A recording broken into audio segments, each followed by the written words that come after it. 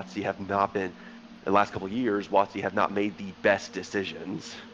Because all it was They have made decisions to just push product. There we go. It finally started. I was having trouble getting YouTube up here, but you know, because all that would do is promote third-party, you know, like other people to come up with their third-party mods that does have that information, applications that does have, like, you know, those rules. And then, like, you know, they would have to, I guess, tell Roll20 also, like, hey, you got to take down the old rules. You only can use the new rule. Yeah. It's like, that seems like a lot of, like, you know, self-defeating work to, like, cut off for no good reason. Yep. You know, so. Well, also the fact that actually they can't tell Roll20 to take down the old rules. They can't. No, because the entire 4014 rule set went Creative Commons. Mm-hmm. So yeah, I don't know. I mean, I was thinking earlier today that it seems like, I wonder what this new edition's adventures are going to look like, if there will even be a lot. I have a sense that, like, you know, WotC, I guess, and Dungeons and Dragons are moving more towards tools to, like, enable third party and, you know, just players and stuff to develop their own stuff, and maybe moving away from, like, you know, creating stories, just leave it up to third party. Like, you know, there's a bunch of, like, now these indie game companies that come up with their own adventures and stuff, like we're playing right now, you know, and just putting that out there instead of developing their own. And they have proven, like, last 10 years, like, hey, we're going to be making we are making less stuff, less books, and they did kind of make loosely connected but overarching stories, so there's no telling if they're going to do that again, though, this time, because that was from 10 years ago. I mean, or what they will try to do, because this new edition, the default adventure setting is Greyhawk, right? Am I right on that? Maybe? I can't remember. I feel like I've read that. Remember. I didn't look at those particular entries yet. I know I'm not losing my mind, but somebody can check whatever, in future, leave a comment or something. But, you know, it's like, I think, I'm pretty sure I heard that the default setting for the, like the map inside of, I guess, the DMG or whatever, the PHP, is going to be Greyhawk. Now, I guess I could be wrong about that, because I ain't going to sit here and verify it right now, but if that's the case, then it would make sense for WotC to start doing adventures in that world that we haven't seen in quite some time. And I know, aren't they releasing some more Greyhawk content? No, or maybe I'm wrong. Maybe it's Dragonlance. I forget. But they did do Dragonlance. I think was it Ghost? I can't remember. Was Ghost of Saltmarsh in Greyhawk technically, or the original? Yes. Yeah. So but that's like the only, like, they have not really touched Greyhawk. Yeah, Orth, no. There's nothing in Orth right now, except for Eve of Ruin, I think, might have some stuff for it, but other than that, I don't know.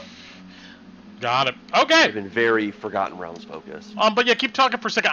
Hey, Alex, I saw you texted me. I was, like, just hopping out the shower and trying to get all this stuff together, so How dare you. How dare you. It's all good. Shane and I talked a little bit. I've just got a few one-off questions for you offline, whenever. Okay, the question that you just sent me here, no. You were brought there, and you haven't been back since. Oh, dang it. But you know one person who would, you know, Yeah. Okay. All right. So, oh, and thank you, Q. I saw that you sent me that audio, so I'm going to put that together when I have some time. Thank you for sending that to me. But everybody doing good? Everybody doing good? Yeah. I'm doing all right. Excited. I think I said last week, I've been looking forward to this so much. I actually started thinking of, you know, if I was this character, how would I interact with this? How would I interact if I was like this? Just that pervasive thought's been assaulting my brain as I walked around roads for the entire week. Yes, you know, I didn't really expect you guys to go to this faction first. I expected something completely different, so it's interesting. Well, we're going to see what goes down. So, But I still have a sense you'll go to this other faction. I mean, it makes sense considering stuff that's out there. But it's interesting story we're developing here.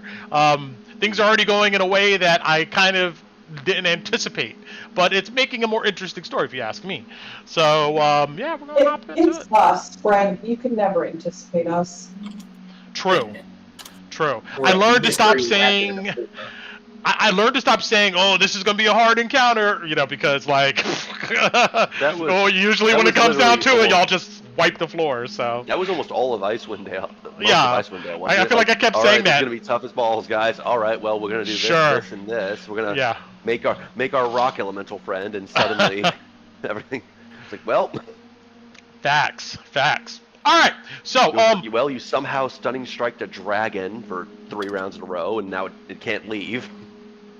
True, and a bunch of other fights. Even though I do think that the last fight with the mage was pretty good. I thought that was a pretty good one.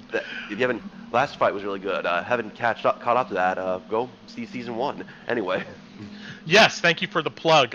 See it on YouTube, because another side tangent really quick. Like, I would love to use some movie soundtracks and stuff like we did last time. I thought some of them were like more appropriate than others, and plus it's fun. But like, Facebook has like for the past year, Facebook has like been sending me notifications. Hey, we muted this part. Hey, we took this video down. We took this one down. It's like you don't own any of this music, bro. But YouTube has left it up, so it's still on there. Yeah. Until we somehow get our big stride, and then people will come back 3 to 5 years, like 5-10 years later. And it's like, well, I recognize that, and I'm gonna make it a problem. True. And but shout out to modern internet, everybody.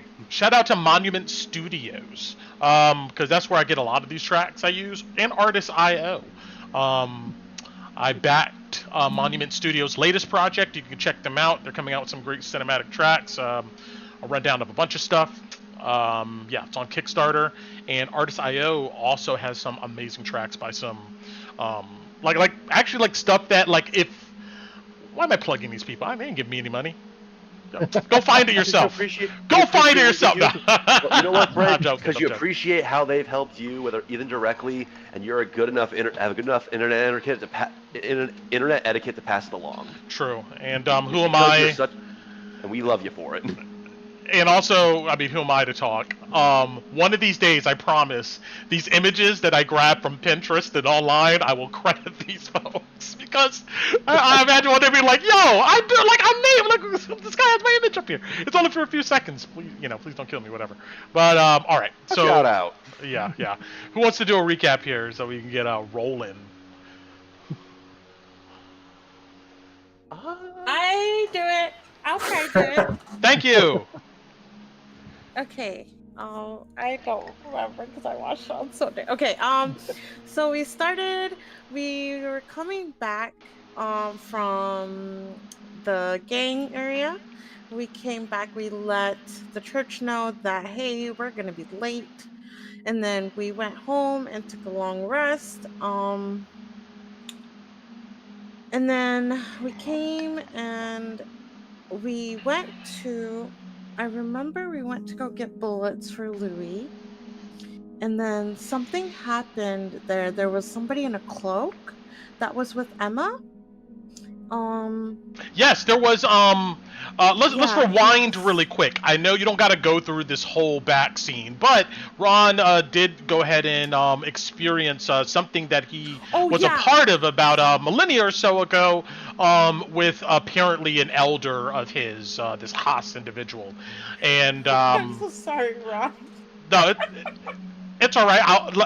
Let me just do that part. So essentially, he arrived there, and Haas explained that there was this pact between these old gods, and the pact was represented here in this astral dreamlands place and the Fansuk, in these tall monoliths. But the land seems to be eroding, and these monoliths are essentially battered and destroyed.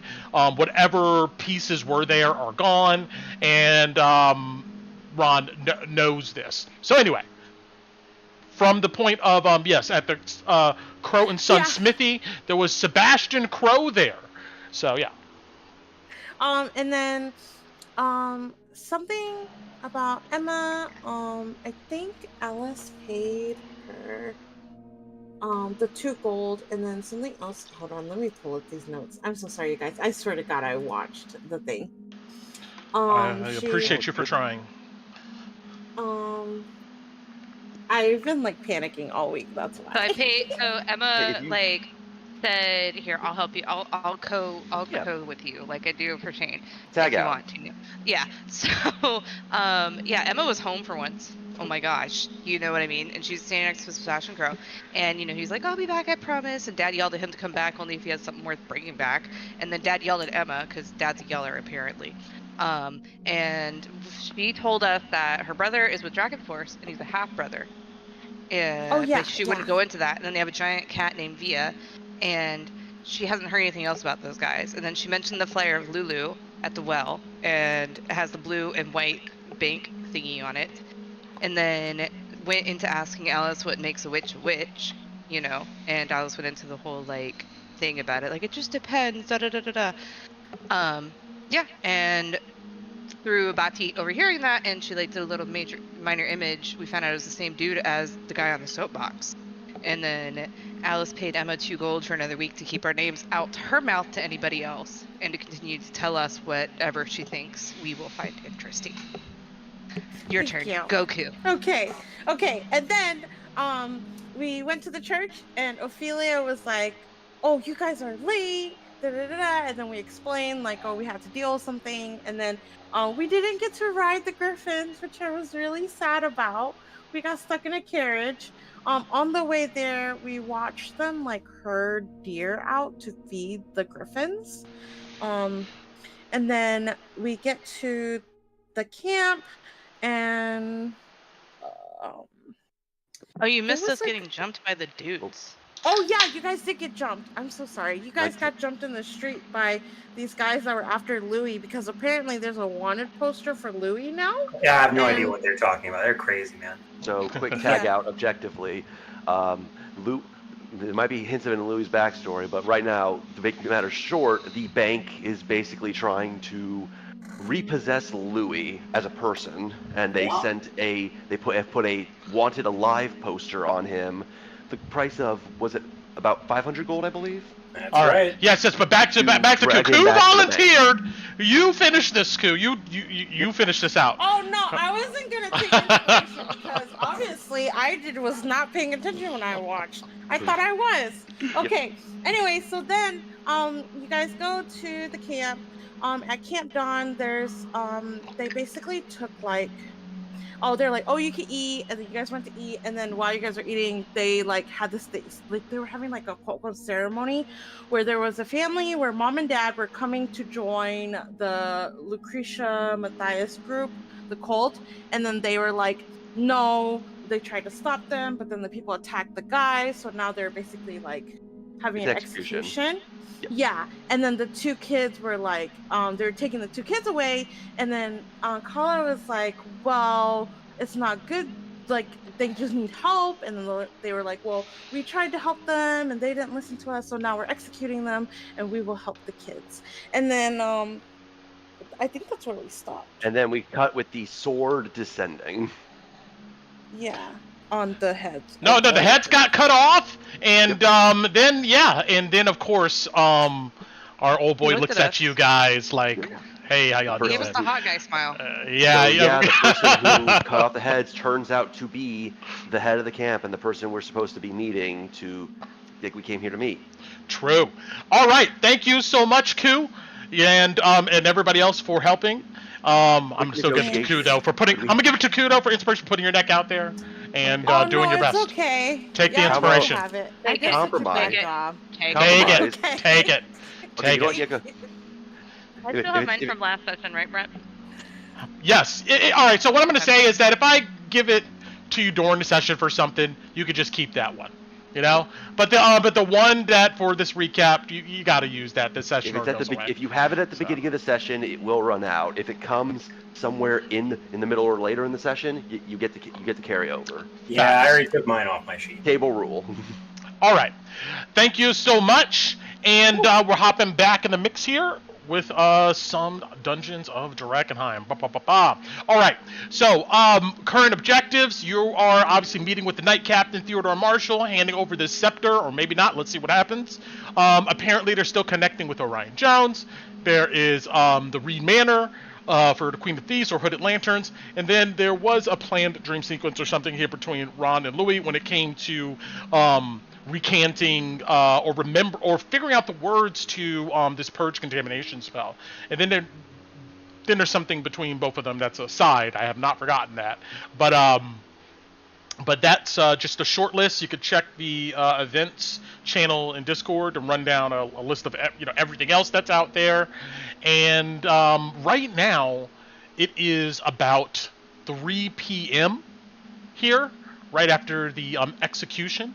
And you guys stand in Camp Dawn.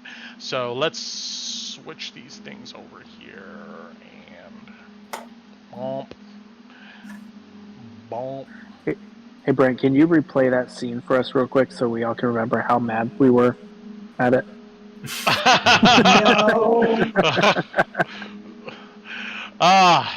Hold on.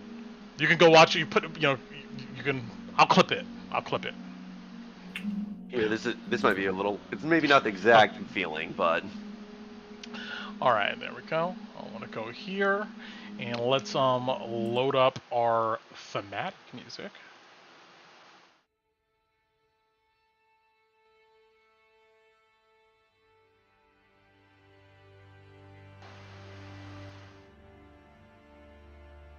Okay.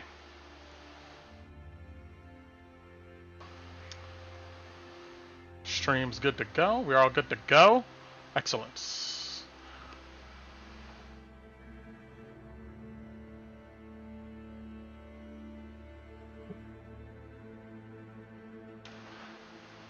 So you stand in Camp Dawn, and I have a couple more representative pictures I'm going to go ahead and show up here.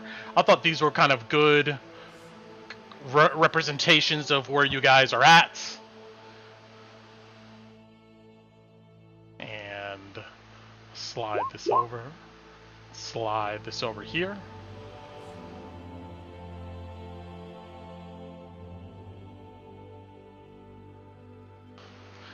The camp is abuzz now with activity. And here we go. All right. So, the parents of those 2 children that were accused of attacking this Silver Order Knight by the name of Sylvis, while he was on patrol, they were just beheaded, right? On that makeshift stage in front of this glorious burning pyre. The Silver Order Knights in the area rose from their knee as Aragorn, or aka Knight-Captain Theodore Marshal. Let me go ahead and throw up our boy here.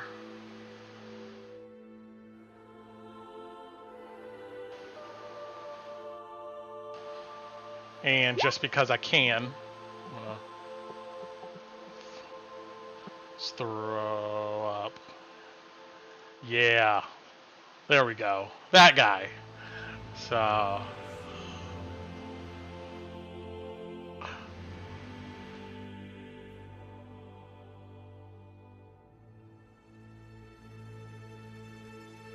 All right.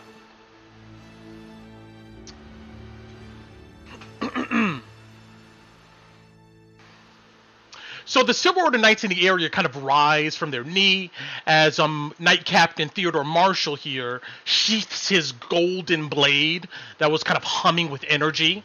And the Knights move to collect the blood-drained bodies and the heads, while you see some others like splash buckets of muddy water on the stage to run off this blood. This hulking man in plate here. Let's see. Show this to you guys here. So this guy in plate, he eventually gets both of the bodies and throws him on his shoulders, and then also tucks both of the heads under one of his arms, and he walks over to the large pyre, the fire, and he throws the bodies in them, and they disappear in the flames. He then takes a brief knee and stands up and walks away. Knight-Captain Marshal now stands at the edge of the stage, looking down at you all. The sun is high in the clear blue skies above him, its rays gleaming off of his armor, and there's a cool breeze that kind of like flows through his hair, and there's a small smile on his face. One of welcome, not mockery for just what occurred. He hops down from the stage, his armor clanking heavily, and he walks over to you, his cape kind of billowing in the wind. Kalina, Ophelia Reed, she gently brings you back over to the rest of the group, and I'll go ahead and move you over.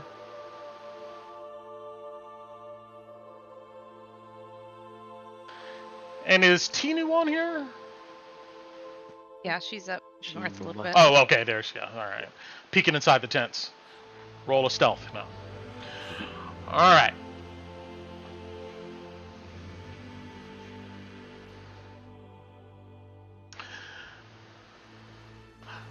As Knight-Captain Theodore Marshal walks over to you, there's just some things that I want to run down and say about this man and his position.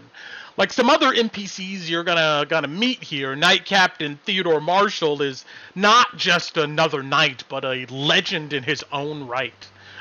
Those of you who have never really had an interest in the politics of the church, or just never spent much time in a city with like a strong church presence, you have heard of these quote-unquote knight captains, but only as kind of generals of the church's military arm, the Knights of the Silver Order, of course. And those of you who have spent a large amount of time in urban areas where the church operates, you know these knight captains to be some of the greatest heroes of the faith today.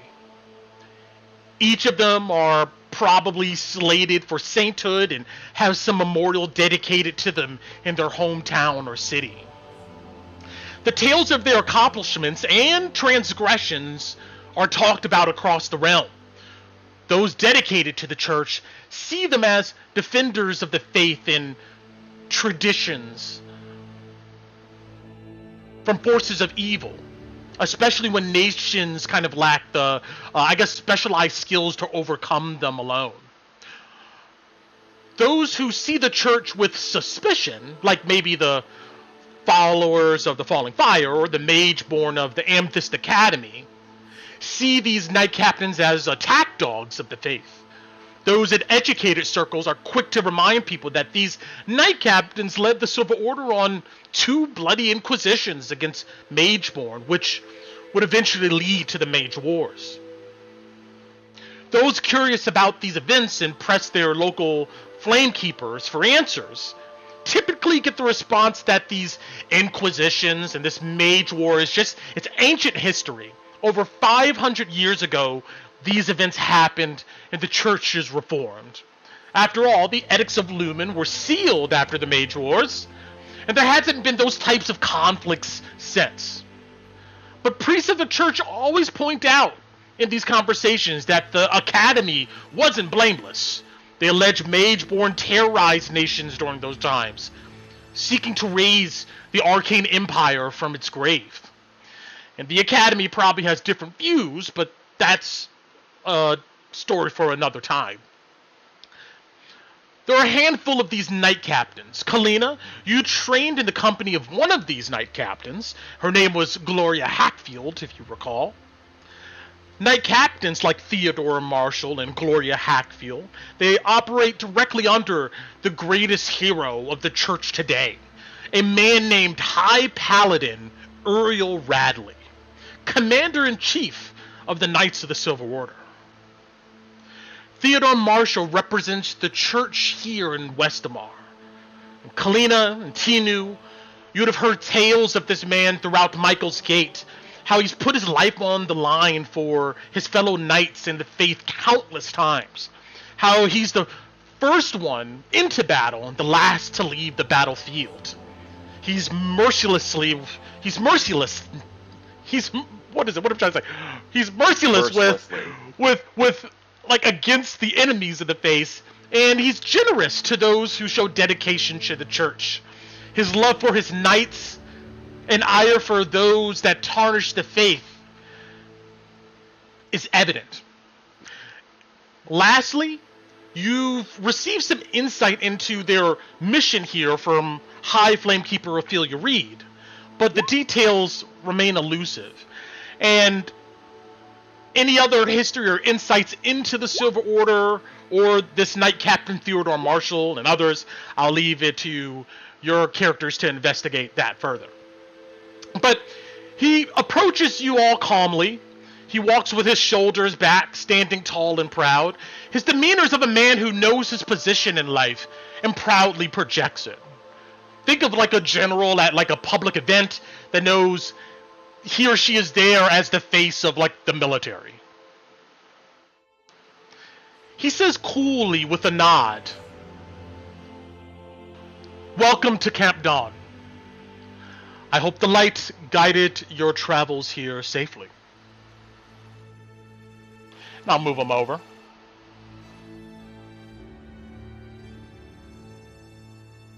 Is he looking at anyone in particular, Brent, when he's asking that question? When he greets you, no, you know that he makes it a point to look at all of you. Bit tumultuous path, but we did make it nonetheless. Thanks for the show, sir. As Lloyd puts his biscuit back in his pocket. Do we know how to properly address these? Like, would me and team know how to properly address this? Yes, you would know that generally dropping a knee for a second and rising or a bow is, the appropriate formality for somebody in the Knights of the Silver Order. But they don't expect commodores or civilians to, do such a thing. Okay. Louis, to what you said, he goes, "Well, I'm sorry you had to witness that. But outside of Michael's Gate and other cities, away from the formalities, here at Camp Dawn, you could just refer to me as Theodore."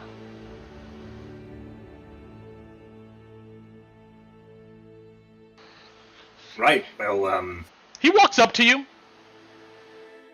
"Your name?" And he gestures out a hand for you to shake. Me? Yeah. Oh, okay.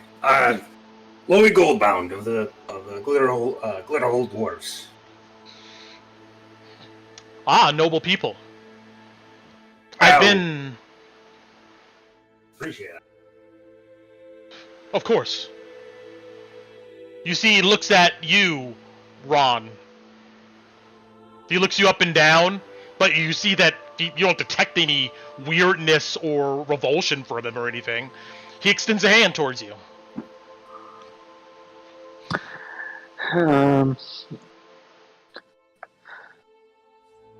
You said he kind of looks me up and down first? Yeah. Ron mimics, looks him up and down, and then holds out his claw. He gives you a firm shake. "And how may I address you?" Just Ron is fine. "Ron it'll be." You see he shifts his eyes towards Alice. "Lady?" She has her arms crossed and just looking at him. You see he leaves his hand up for you to shake for a moment. I'll just look at it, not say anything. "And what should I refer to you by?"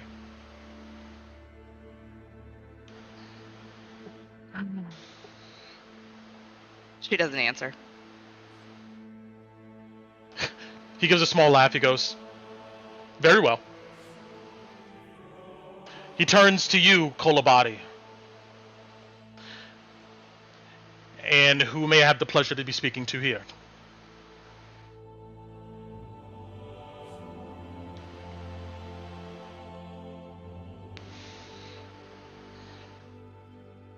You may be muted if you're speaking. She says, Colabati, Destenia, Diapchier, and Curtis.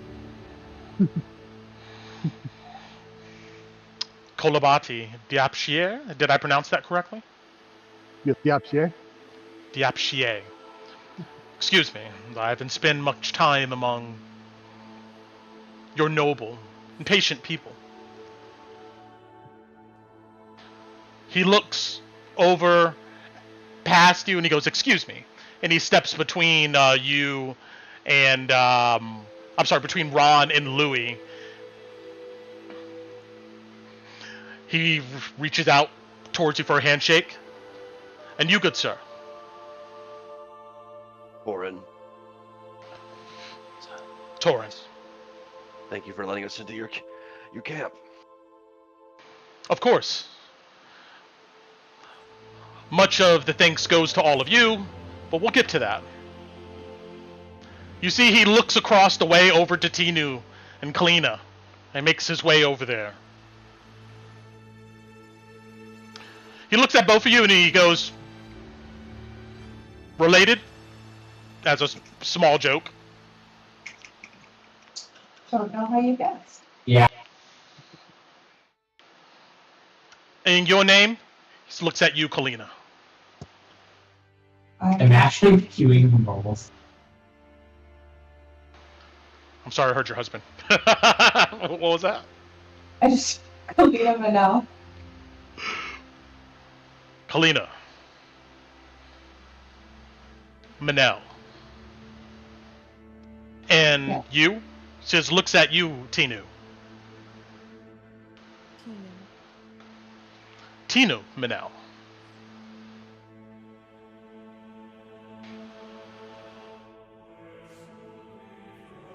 She kind of hides behind her sister. It's a pleasure to meet you all. Ophelia Reed, you see, he looks over towards her. The High Flamekeeper here told me last night the exciting news of your accomplishments. Her instincts for those dedicated to the right causes are more right than wrong. So I know I must meet all of you. You see, Ophelia gives a smile and a nod of her head. Please, come with me. And he gestures over to the commander's tent.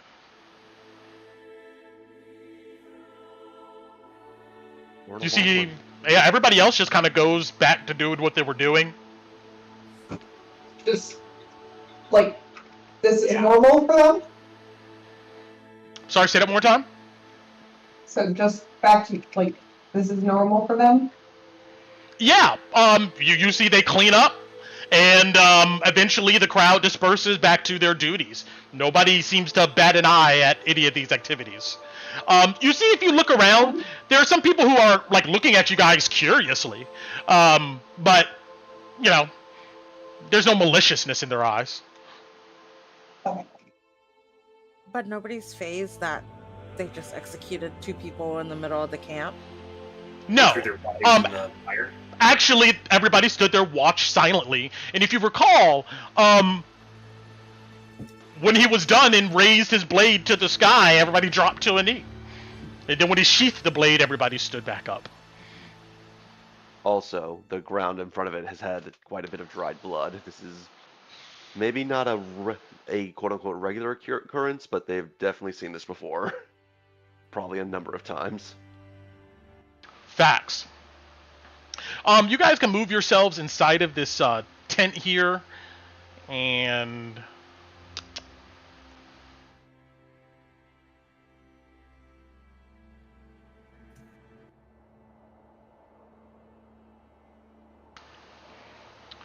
inside this commander's tent, you see some a couple knights like hold the tent flaps open for you guys. Knight-Captain Marshal enters with Ophelia first, and you guys follow them in. This plated knight that threw the bodies in a fire also comes in. A couple people leave here.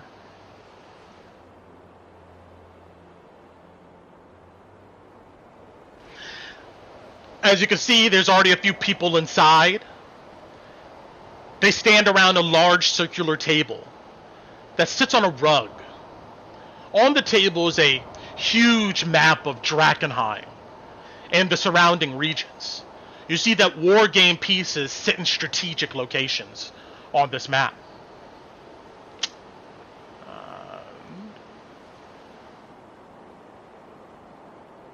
It's going to show something like this here.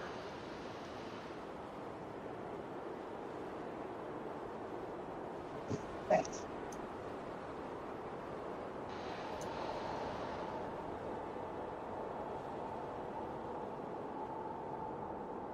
There we go.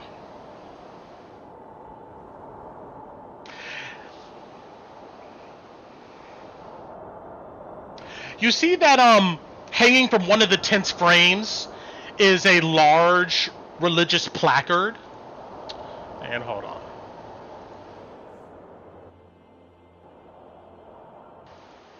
There we go. All right. So hanging from the tent's frame is this large religious placard that has a scene of a silver-haired woman in plate being carried towards a star by two angels. The place is lit by a few lanterns, some candles.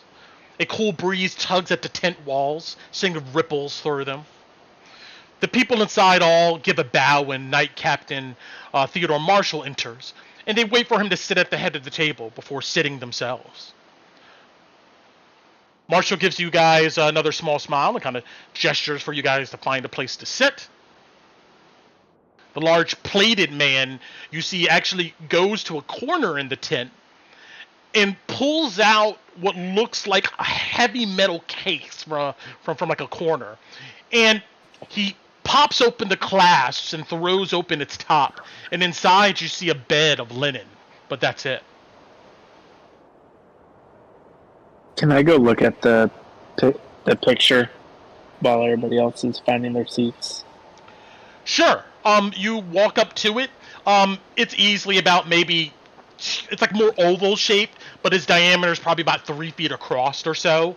It looks like this has been kind of stamped into this metal, but the work of it is immaculate. You see a silver-haired woman. She holds a sword in one hand upwards towards this star. You note both of the angels. They have hoods. They're have their arms as if they were lifting her up towards the star. And those are the details. Does this look similar to my my background memory? All the players are here, but not in this arrangement. It looks like, yeah, you can map on the angels that you saw, and of course maybe that person that female lying under that silver cloth could be Saint Tarna, of course. Yeah, this looks like it matches up to maybe a depiction of her. Okay. Eventually all of you sit. If somebody doesn't, let me know. That's fine. You know, if you have any other thing you want to do, this is your time to do it. Anybody have anything they want to? Ron's just gonna stand up in the corner. Louis will sit and take his biscuit back out and start eating it. Corn will sit. You note that Louis, two of these knights in here, as you munch into the biscuit, you drop some crumbs on the map, and one guy looks at it with annoyance and wipes it away off the table, and goes and kind of shifts on his feet and just kind of stares at you. I pull my chair out a little bit from the table, so I'm eating over myself, but I keep eating. Abel, Theodore says to one of his men, please get the coins. You see one of these men get up and walk over to what looks to be a small stand, and there's a chest nearby. He picks up this small chest and, kind of dusts it off a bit. And he puts it on the circular table and opens it. Inside, you see what looks to be leather little sacks bound together with twine. And they're hefty. You see that this guy pulls out 7 of them and puts one in front of each of you. What's this? Well, as a representative of the Silver Order, I just wanted to thank you for your services to the realm and recovering the scepter of Saint Vitrovio. I mean, without your work, it would have been a race against time to get our knights to that location, and by that time, the artifact could have ended up in the hands of those who wish to do Westamar further harm. So reward. There's 250 gold in each one of those bags. And then on your way out, when you, of course, choose to leave, High Claper Ophelia will come here.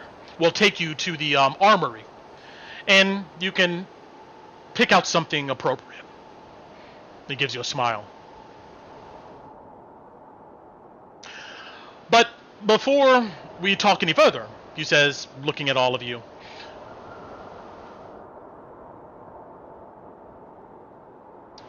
let's secure the scepter. And he looks at this heavy case on the ground. Actually, there, has nobody told you yet?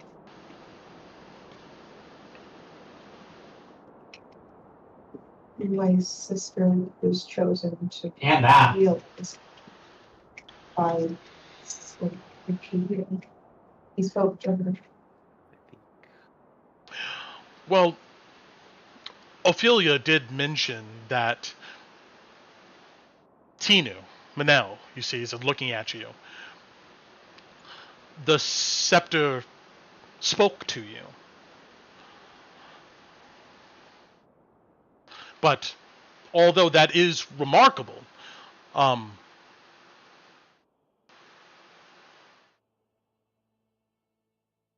would say that we would need more indication than that in order to say that Saint Vitrovio called you to own this item. I mean, does that make sense? I don't know what else you want us to show you. She was glowing.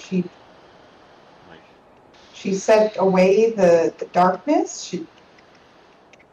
She was the one that was able to Man, there's only both of them her when no one else could.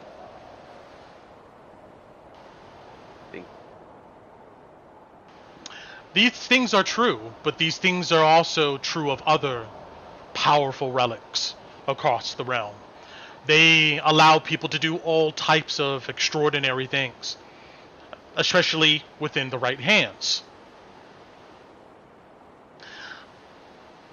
I know the power of Saint Vitrovio's artifacts are impressive, but we can't risk having it out in the field.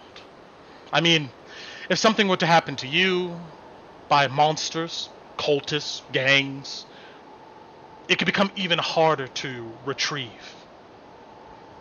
The light has shined on us this time, but we may not be so lucky next time.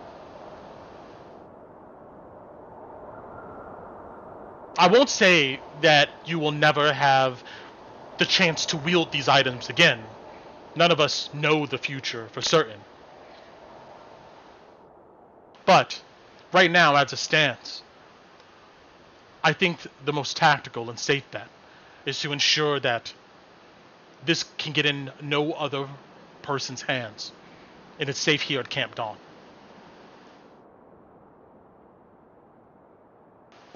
How will it be protected? Well, Camp Dawn is probably the most secure and safe place in this region of Westamar right now. Just looking around you, you have easily 100 or so, or maybe more, of the realm's best trained and most devoted knights. And that's excluding talking about our Griffin Riders, our Flame Keepers, our Pyre Priests, if anyone has the resources to secure this, it's the Knights of the Silver Order. It's a large reason why we are here. To secure this item and other relics of Saint Vitrovio. This isn't the only one.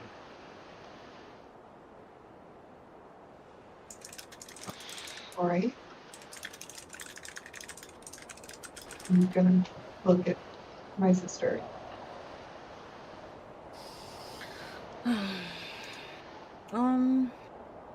I have a couple questions before I RP. Sure.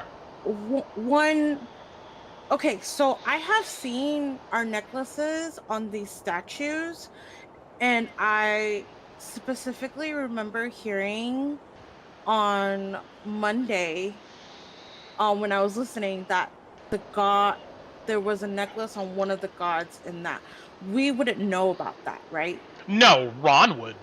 Now that's new information he has. As a character per se. But no, Yeah, you guys would but not know this. We don't know that. Okay. Correct.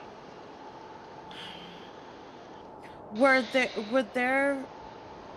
the star necklaces have been a known thing? Like us studying about these gods? No. You would know, though, that you were interviewed by several Flamekeepers and Michael's Gate when you first came in, very similar to Kalina, and they seemed to be interested in it. But in your studies while you were at Michael's Gate for those few years, unless you want to work with me on something on the back end, like investigate that further, no. There's no. Okay, no. I just needed to know if we as characters have made a connection in that. No. Which sounds like no, we haven't. Okay. Oh my god. I'm sorry, guys. I'm shaking. I'm coming down from a panic attack, so... Marshall says... Take your time. Yeah, take your time. But Theodore Marshall says, he looks at you and he goes, don't be tempted by power. Stick to the faith. It's not power, it is faith. Just trust me, my sister doesn't need another tool to be more powerful. I'll pull out the scepter and I will, in Tinu's head, Tinu's gonna pray to the scepter and to the god, and she's gonna ask that god, what am I supposed to do? Because I don't know. Do you want me to give them the scepter? Or was the scepter a sign for me to believe in you?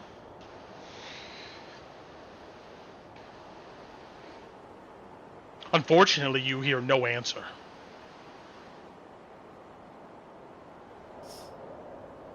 She looks at everybody in the room and I'll put the scepter on the table and let go. Then when you go to put it on the table, they go, stop! Wait. And there it goes. You drop it on the table, and this table is pretty sturdy. It cracks. You see that this big guy goes and grabs the scepter, and you see he tries to yank it off the table, but the table kind of collapses in. And you see with the work of like these three other guys, with them struggling with it, collectively they're able to like lift and waddle it over and drop it into the case, and the case like thuds. You see they look at each other and they look at Theodore Marshal. You see that Theodore Marshal is just looking at the table with the pieces that were on there are now all scattered. You see he sighs heavily. You see he looks at his bin and he goes, go ahead and take it away. Get Joshua and Quinn in here. You see they lug this heavy case like dragging it on the ground. And you see a couple others come in. You see that you see Theodore Marshal goes, "Could you please prop this up?" They take some crates, they slide it under the table, and they kind of prop it, and they spend some time adjusting the pieces. This takes like a good 20 minutes or so, 15 minutes, 10 or 15 minutes. You see that Theodore Marshal just waits patiently, and when they're done, he gives them a smile and nod. You see Ophelia kind of, adjusts herself closer back to the table.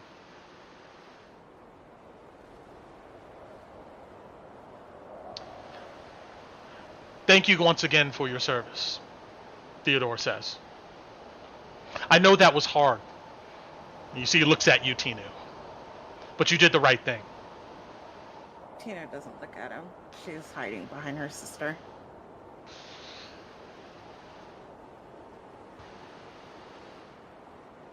Well,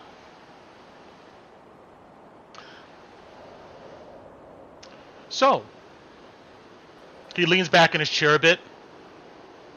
"I just kind of want to get to know each of you a little bit. Is there something you're willing to share about why you are all here?"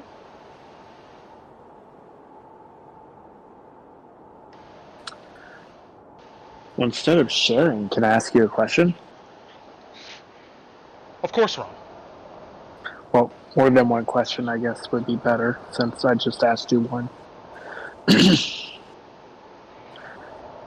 That painting on the wall over there, the depiction with the two angels.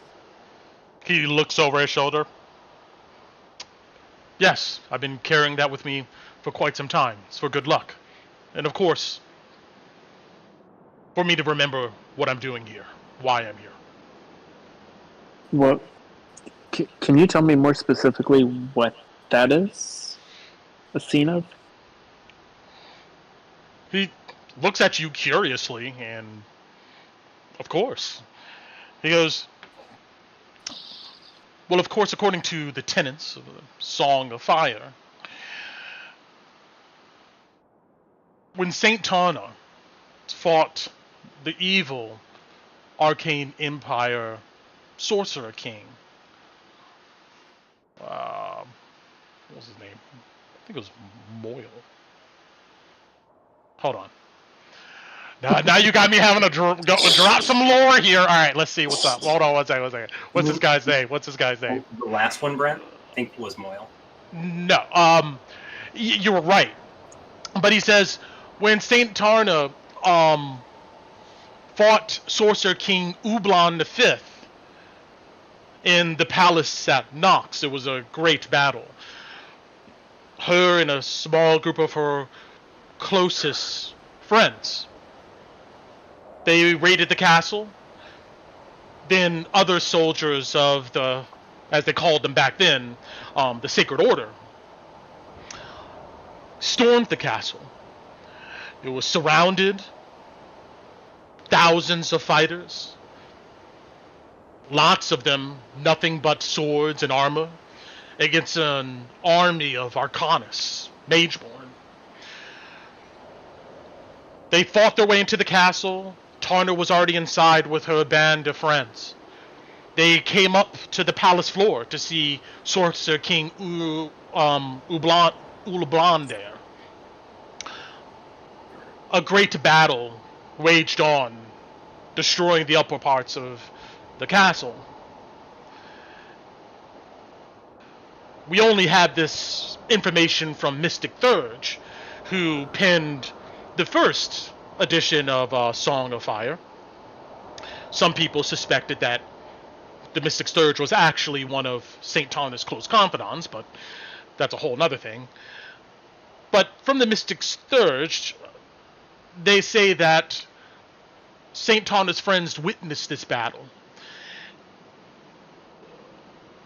St. Tarna was struck by some arcane force of death, and as she whittled away, she mustered all of her strength and power, was able to lunge and plunge her blade into King Ulaban. they both died there at that spot. In the wreckage, some of St. Tarna's friends who are still alive witnessed this battle, opened their eyes to see two angels lifting the spirit of St. Tarna from her body up to the skies. The roof was shattered and gone by that point. They say that she was like a ball of light, and all of her followers, her soldiers outside, saw this light go up into the sky. And it gave them the motivation and the determination to fight harder, and they were able to defeat the rest of the armies of the Arcane Empire in the city of Knoxfell. And that there's the scene of her spirit being lifted to the divine light by Michael and Gabriel, the ones who taught her the ways of the divine light.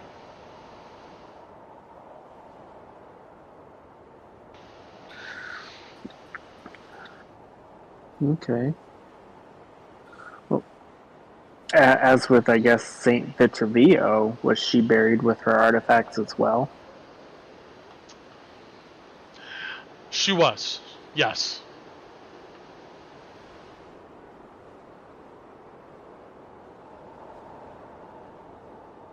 Where was she buried? He smiles wide with that, and he goes, a lot of people have asked that question, but I don't know. Nobody knows. Sure.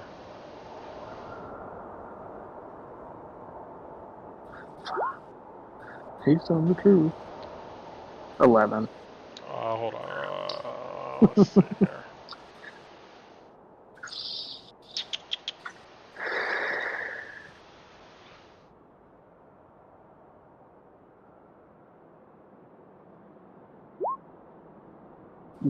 Maybe. When he looks at it, you can tell that he doesn't know. But I mean, maybe there's some other information that I don't know, so maybe somebody else knows or something like that. But you could tell that he probably has other insider information. But when he says he doesn't know, I mean, he seems to be pretty earnest about that. Like, this is a question he's been asked multiple times. But he does say nobody knows. It's a sacred place. But it's not here in Westamar, I'd imagine. Fair From enough. what I understand, Castle Draken, Von Draken family, nobody knows where his tomb is at either. More the reason why I'm asking is I know you guys are talking about possible multiple artifacts, and figured if there was one that St. Tarna had that we're going to be on a mission on in the future, if we can get that information early. I see, and I'm excited that you're thinking ahead into the future of maybe our relationship. I have not gotten any word from my superiors of there being any artifacts of St. Tarna in this region. If there was, especially in Drakkenheim, we would definitely be searching for them.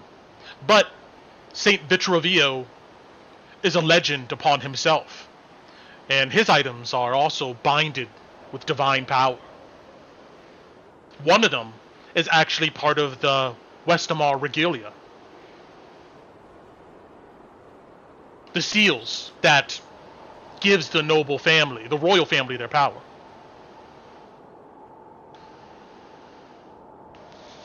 Seals power. This is not information I'm used to. Could you explain? Sure. You see, he looks at Ophelia, and then Ophelia looks at him and kind of gives him a nod, and he kind of takes a deep breath, and he goes, Westamar has several items that make up what is called the Westamar Regalia. It's powerful artifacts.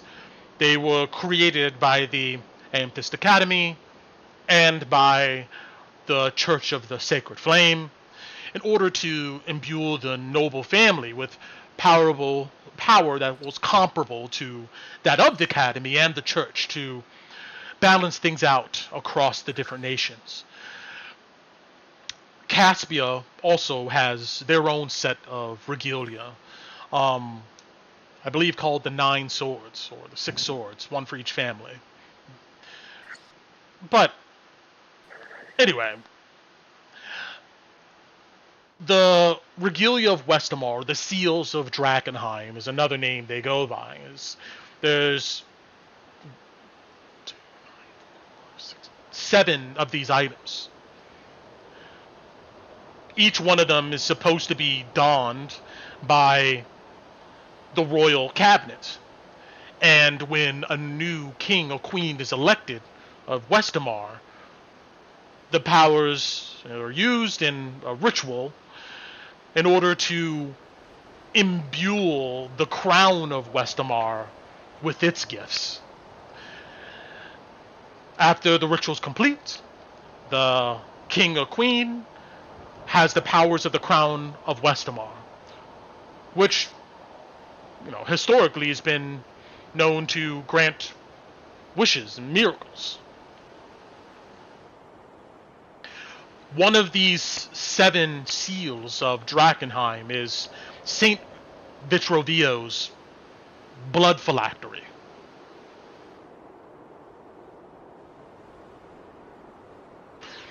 The church has always been the custodian of the Cathedral of St. Vitrovio. I mean, a high flamekeeper operated there.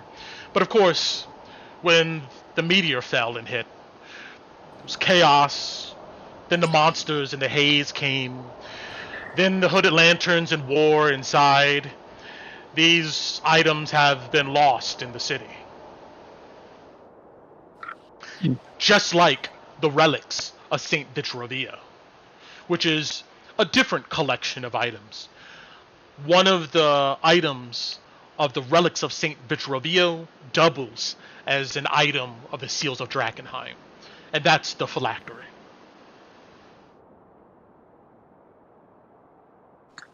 Ron just kind of looks inquisitively, like partially understanding what he's saying, but paying attention.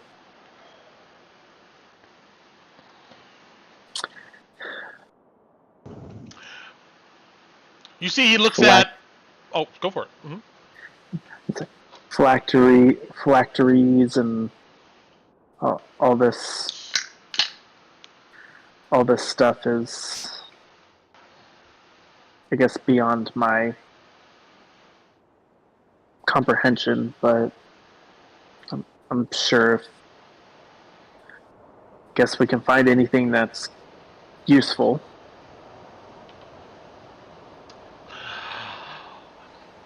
It is a lot, and there are many priests and acolytes studying in fortresses across the realm right now, trying to pass tests to understand this stuff here.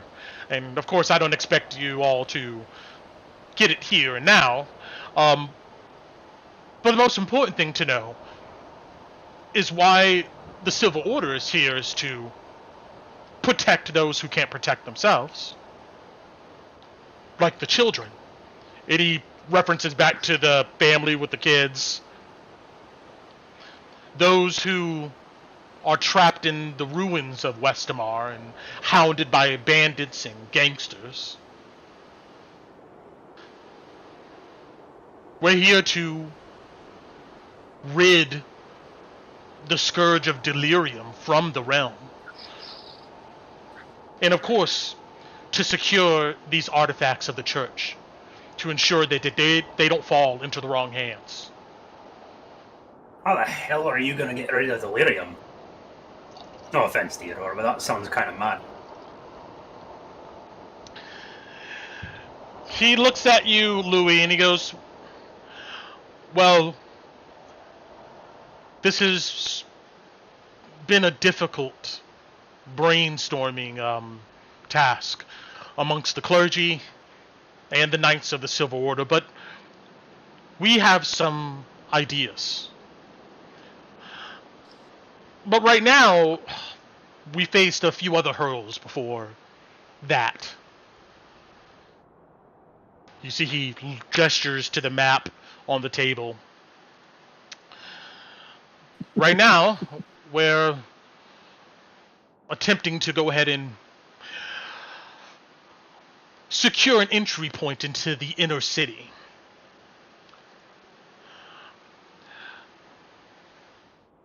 Unlike some of the other groups around here, we do not occupy a gate, so it's been hard to muster enough forces in the outer city, in the inner city, in order to make a decisive attack against the Cathedral of St. Vitrovio and secure it.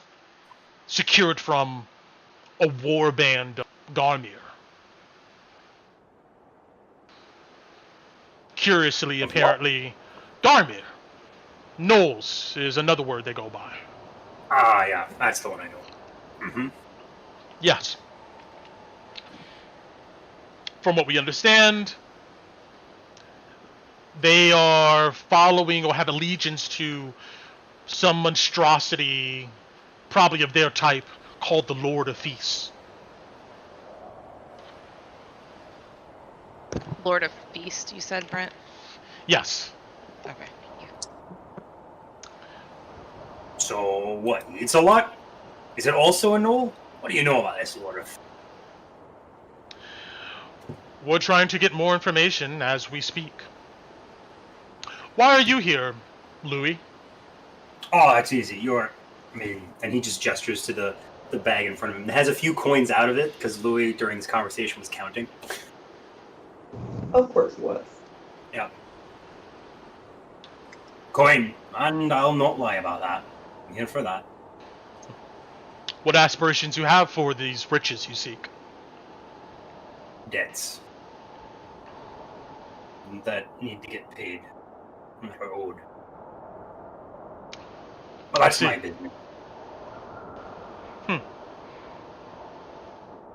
I suppose, now that he put something out, you'll probably find out, or your two Griffin Riders will tell you about it. If you ever... I was trying to talk to her, Ophelia, about this, but don't you go borrowing from the bank. Nobody here should be. That Beaumont's a bastard. Bloodsucker to boot. You see he looks at you surprised at that declaration. Then he kind of blinks for a second. He just says, noted. So yeah. You must owe quite a bit. Oh, yeah. Were you the one who borrowed this money? Always shakes his head no. A family member? Yep. Well, it's good that you're honoring your kin by paying this debt. Nah. She's dead. Fuck her. But it's still my burden to bear. When you say fuck her, he goes, well, I guess I can't argue with that. I don't think you and her would get on very much, Theodore. Well, if her own blood hates her, I would be curious of the reason why.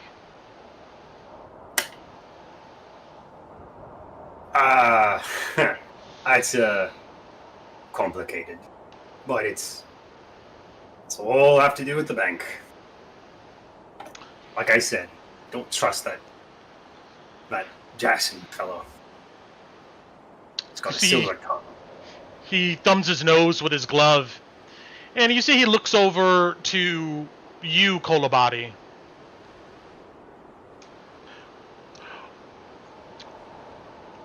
Kolabadi, or Apcher. Sorry, it's going to take me some time. Are you from the Isles of Skye? My family's from Westamar, but I am from Skye, mostly. I see. You dress quite different than the folks around here. What do you do there?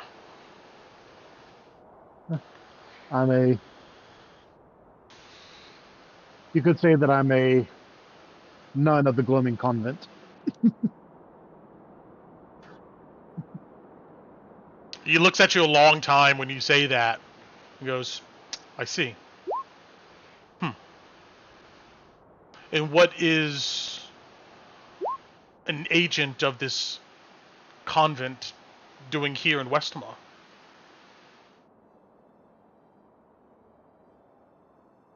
A family matter has arisen. Another family matter.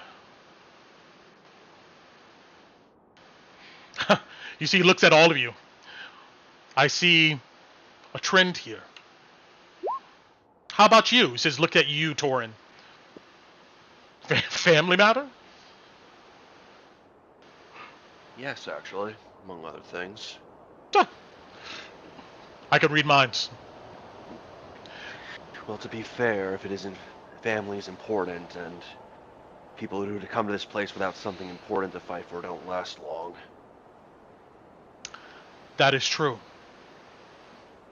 I have seen some of the best knights falter and doubt themselves in the ruins, and it cost them their lives. We mourn them, but they are examples to others. If you lose purpose, especially in this place, it will consume you, mind and body.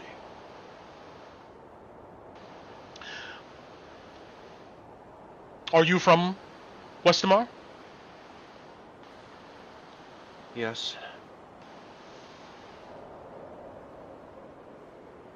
He just looks at you like he kind of is interested in you saying more about that. I was here when the sky fell, and I have not been back since. He gives you a serious look. I see. I'm sorry if you lost anyone during that tragic day. One reason to be here is hopefully closure, if nothing else. But I guess there's only one way to find out.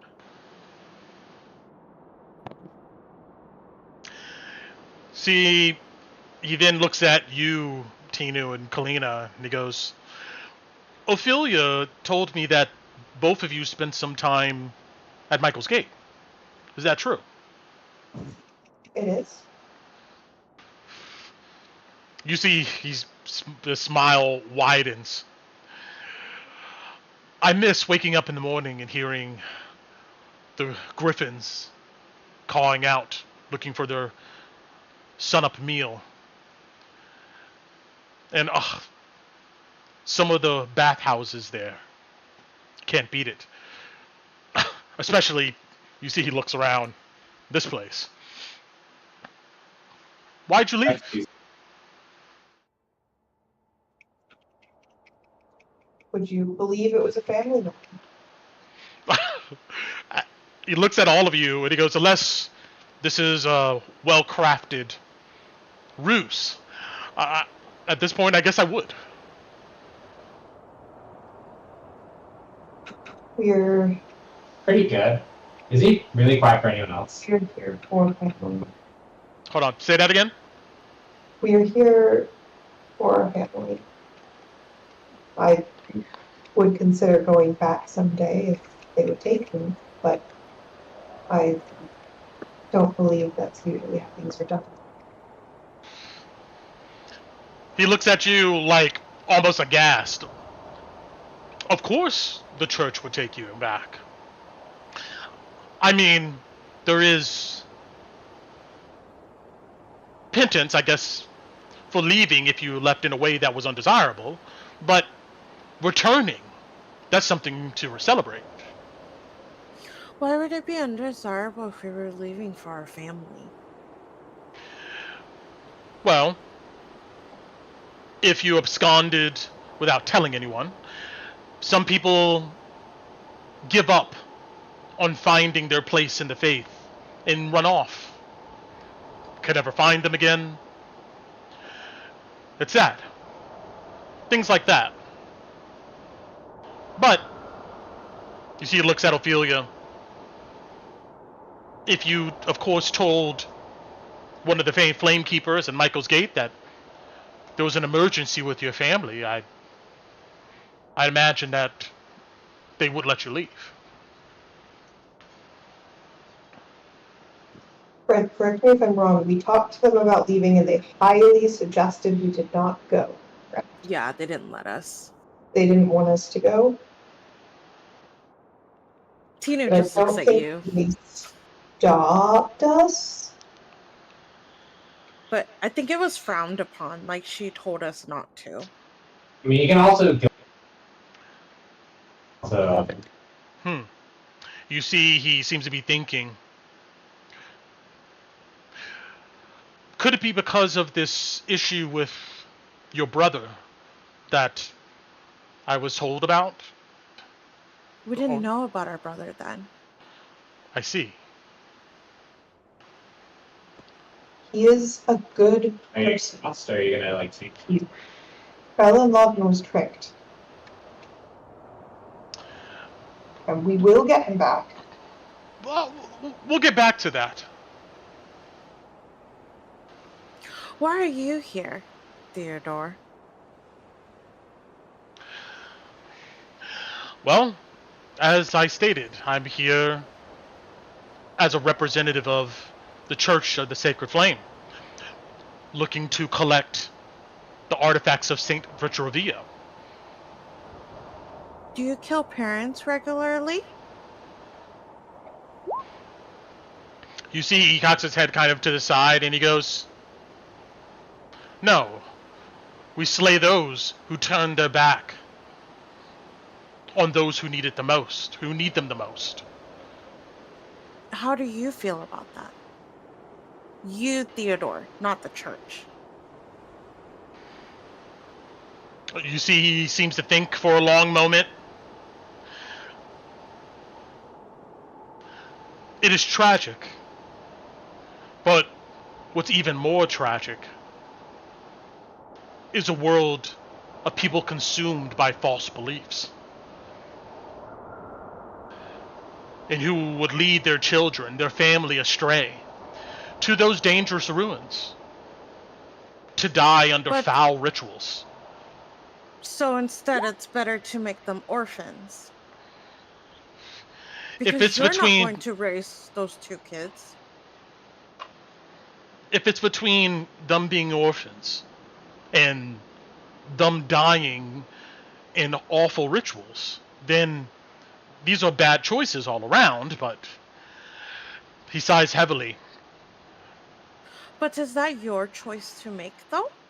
I am going to start squeezing Tinu's hand. Not too hard, but gently, like, careful.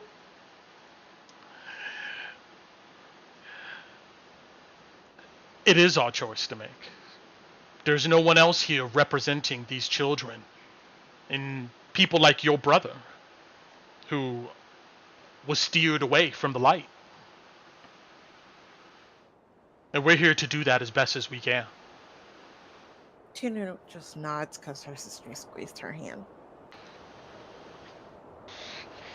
You see he shifts in his seat a bit.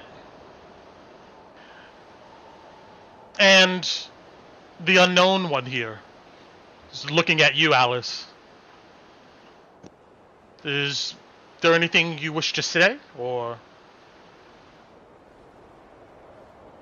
No, I'm enjoying listening.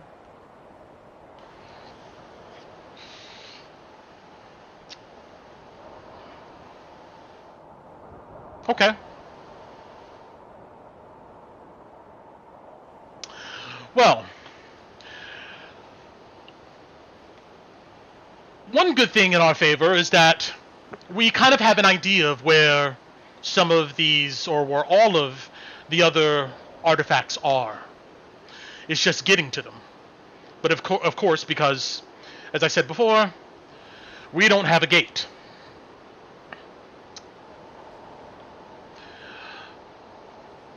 We're certain that... Have you set your eyes on one?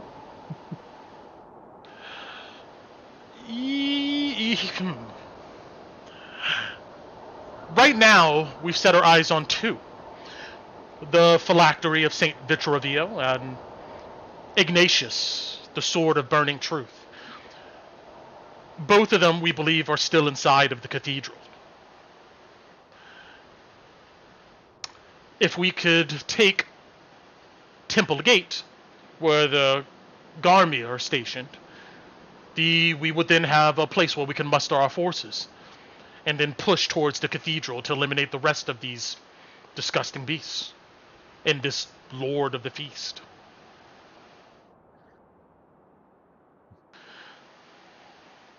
And I guess Colabante will glance at the map of the table. I'm guessing Temple Gate is the closest to the cathedral. Yeah, so I'll go to switch over to our map here, because I mean, this is a kind of a critical conversation. There's at least information from the Knights of the Silver Order's perspective of what's going on here. So unless anybody interrupts or says anything else, which you definitely can do, you don't get the sense that he's the type to just kind of bulldoze over you guys and says what he wants. But he is going to go ahead and lean over the map.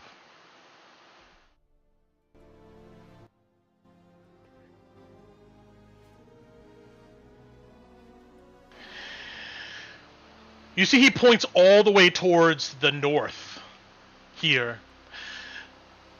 College Gate. From, I mean, what we've scouted, it's plagued with dangerous anomalies. I mean, spawned from this meteor crash.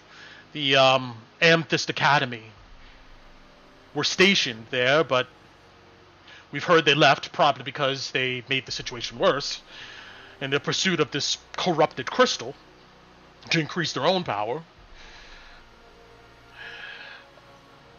Then you see he goes southward. There's Shepherd's Gate. He kind of shakes his head with disappointment. The Hooded Lanterns occupy this gate, and foolishly, they've rejected our help so far, and for it, they lose men and women every day, seeking to reclaim what's obviously lost. From what we understand, the commander there is compromised, addicted to spirits, haunted by his past failures. He kind of projects his own insecurities and lack of ability onto his soldiers, and they're dying every day on fool's errand because of it. You see he then goes across the map towards the west side. Over here, Kingsgate, trolls occupy it. We've thought about attempting to take it, but it's so far from where we need to be. And you see he kind of gestures down here to this large building. And then he focuses back up here towards this gate, King's Gate. It's just not strategically useful. Kind of like College Gate. More knights would die trying to get across the inner city in Slaughter Square than what's really worth it. And we're not sure if the trolls will just come back. Then, he says grimly, he sweeps his hand to the south here. Champion's Gate. The victims of Matthias occupy this area, and we know she sometimes visits the gate. He says that kind of optimistically. Regardless, it's close to the crater and awash in deep haze. The cultists and their foul rituals let them persist there, but would be a death sentence for the Order and probably anybody else. So Templegate, you see he gestures over here. Well, considering this is our best option right now, there is a lot of them, and it's secured quite well. But St. Tarna's willing. Maybe we can secure it. And then from there, we can at least get 2 of these items. The phylactery and the sword of burning truth. The other 2 items, the helm of patron saints, we believe Matthias has that. St. Selena's monastery. You see he points to this large building here. And then there's the shield of the sacred flame. We knew that that was mounted somewhere in the apartments of Castle Draken. And there's been no reports that it's been taken elsewhere. We still think it's there. But if we can go ahead and secure Temple Gate here, we would have a straight shot to the cathedral, and maybe even further on to Castle Draken.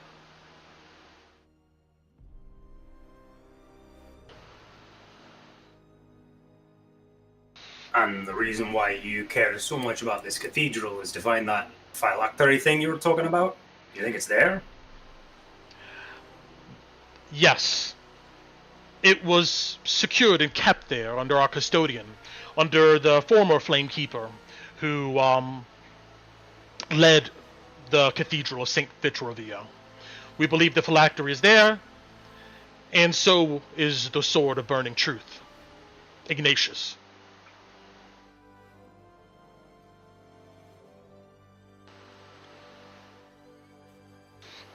That would be 2 items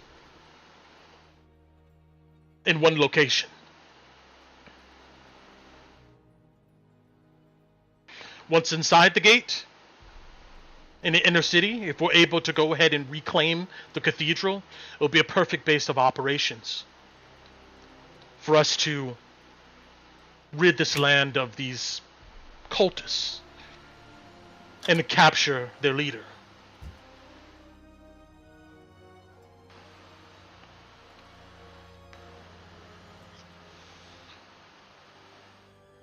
So, your first thing you're going to be doing then is taking the gate, right? Well, these are all plans that is currently being sorted out, Louis. We're working towards it, but there's also some other things to do, such as stopping the spread of this delirium. I thought you couldn't do that with all those fancy regalia things that you and Ron were talking about. Yes, correct. We can't end the scourge without those items, but we could hobble their distribution throughout the realm. We know of this organization or group of criminals called the Queensmen, and we know that they have taken over several trade routes throughout the realm. They're the biggest supplier of delirium to all the coasts. If we can sabotage some of these routes out of the city, and maybe deal with the people who are mining them, this will be good for everyone. It'll give us time. What do you mean, deal with the people that are mining them? You're going to kill them? Well, I'd hope not. Do you know of them? Well, yeah, they're my kin. They're dwarves. You're from Glimmer, right? Aye, but I still like my cousins of the Iron Helm. I don't want to see them dead on your blade. Like, no offense. Do you see that with this information, you can see the gears turning in his head?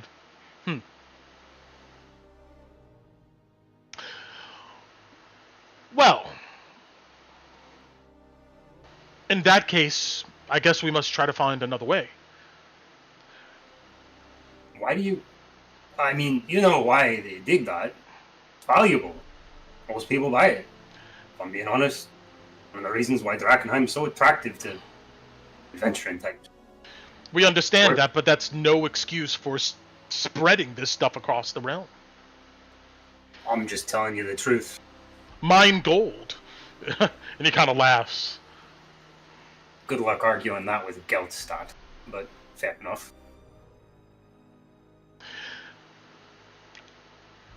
Actually, you see he leans on the table.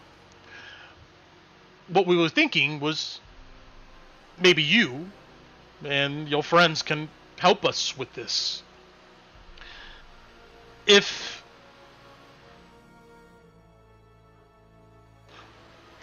we can get information on where the delirium's leaving these dwarves' outposts in the city, then we can attack those roads leading out and hobble the distribution. And if a large part of this delirium is coming from these dwarves, then they probably have a manifest or something there indicating these routes. Probably. Although, I mean, they see him in town all the time. They talk to the man that collects all the stuff and hands out all the mine. Don't you know about this? Hannah's there in town about the expeditionary man. What sold us our own kit. We know that there are adventurers coming in and selling delirium that they find in Emberwood, and we know that the dwarves are probably selling some of the stuff to the caravans in Emberwood too. And we plan on dealing with that. But we also know that that's not accounting for the sheer volume that's coming out. There has to be some other route, pickup points, besides Emberwood, in which this delirium is spreading. And you think the Queensmen are related to that, then? True. And if the Queensmen are dealing with your cousins, maybe we need to snap that relationship. I can ask. Well, what we're more interested in is information on the routes leading from that dwarven mine. A ledger, a book, something. Or if they tell you directly, that would be good too. But also, there's concerns that since you are looking for gold, if maybe they offered you enough gold, you wouldn't tell us.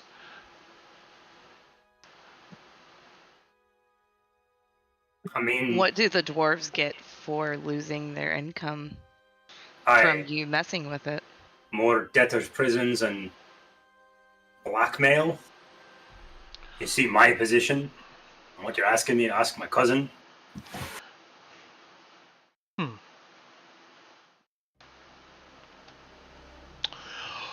Well, we can't stop every single adventurer coming through Drakkenheim and collecting crystals themselves from around the city.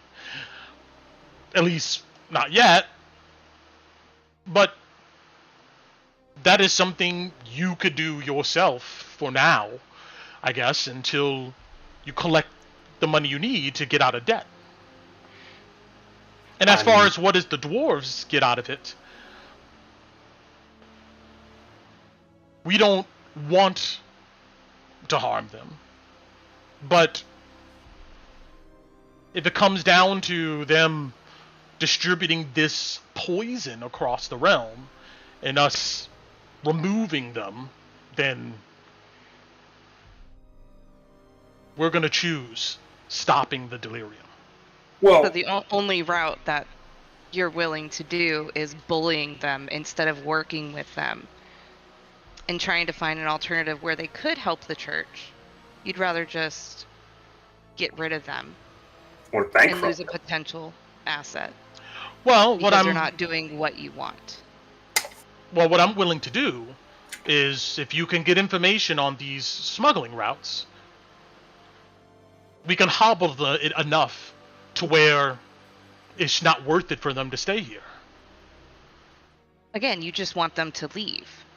Yes. When they could be an asset because they're not following directly in line with what you want. I'm not sure how they can be an asset. You can enlighten me. You could think on it. We've thought on it. Have you? This is the first time it's been presented to me. There's more You than me apparently had here. time. Yes, and I'm telling you in good faith. There's not much we can offer. But what's more important, though, and what I say everybody here should be more concerned about, is the spread of this poison instead of appeasing dwarves who wish to exploit it and don't care about the people of the realm.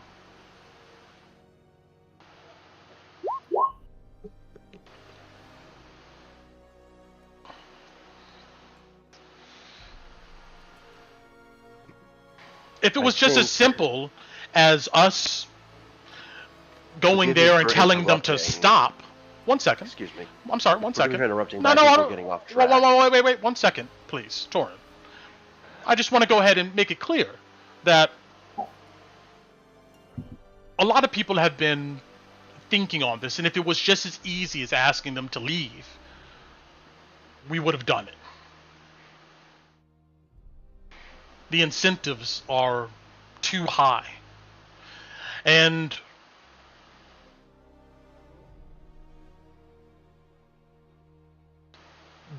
the incentive for riches clouds men's and dwarves and anybody's judgment.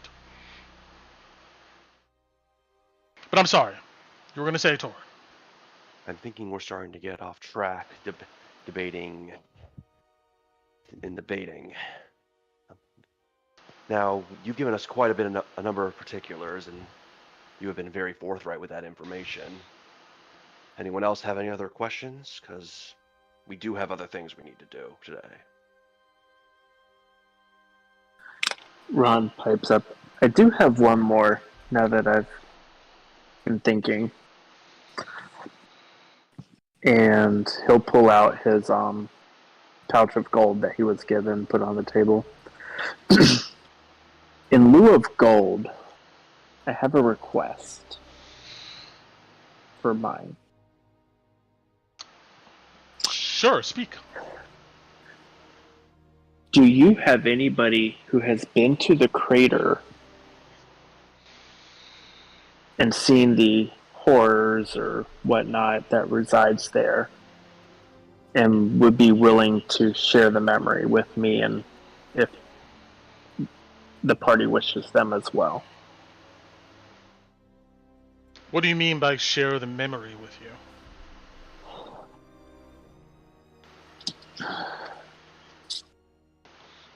I have the ability to share memories with people under certain conditions, and they can show me and take me through the memory and explain it, what they see, what they did, what they encountered. And I was wondering if you had anybody here who has been to the crater. And how do you do this? How do I do it? He's a mage-born. More or less, it's more of nature. You see, he takes. I'm sorry. Go ahead. No, go ahead. He kind of takes a deep breath.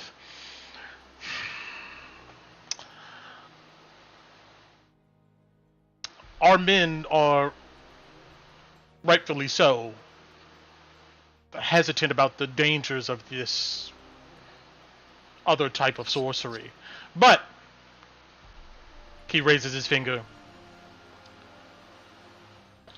there may be a different solution. We have some malfeasant wizards that we heard of and we are looking for. One of them goes by the name the Iron Banshee, and from what we understand, this person has used this delirium to create some type of plate suit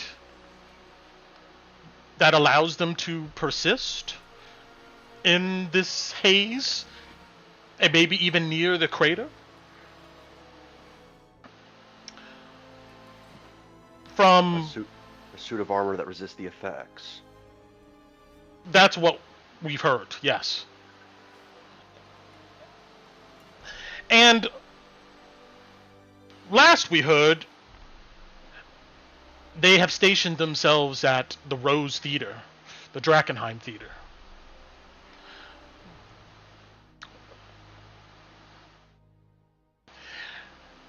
They may have the tools for you to go to the crater yourself, or under certain conditions, I don't know, maybe this ritual you can perform with them. But they have committed several crimes against the Academy, hence why they are designated malfeasant, and there's an open wanted or bounty on them. From what I understand, they were a grandmaster. I get the terms mixed up with the Academy. At the Inscrutable Tower, and knew the Archmage there, which means that they probably have some considerable power. But certain of that. This is stuff we've heard. The Academy would probably know more details about this Iron Banshee. They seek this person out too. But I would be willing to give up or have some knights accompany you in capturing her and bringing her back to us.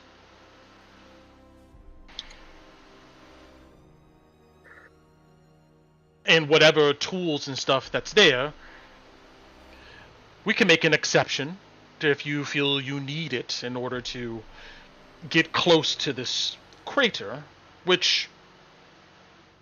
I'm sorry, I have to ask, why? Why what? You wish to know what's there.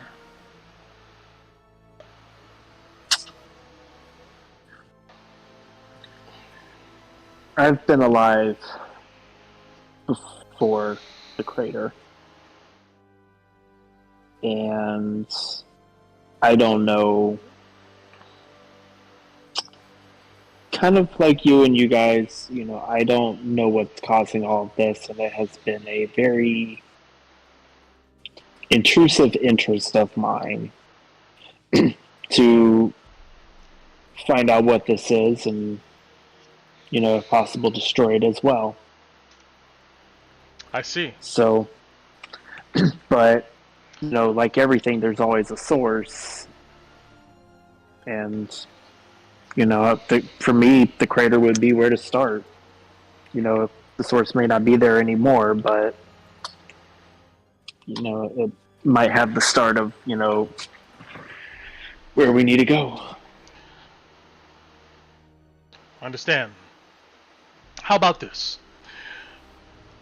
If you so choose to chase after this Iron Banshee, let me know. Of course, the agreement being that you bring the malfeasant wizard back to us. Or proof that there was no other way but to deal with them, as in killing them. I have a feeling they're not going to want to go willingly. And you see, he looks at you, Louis. If you can bring us this manifest or information from these other dwarves,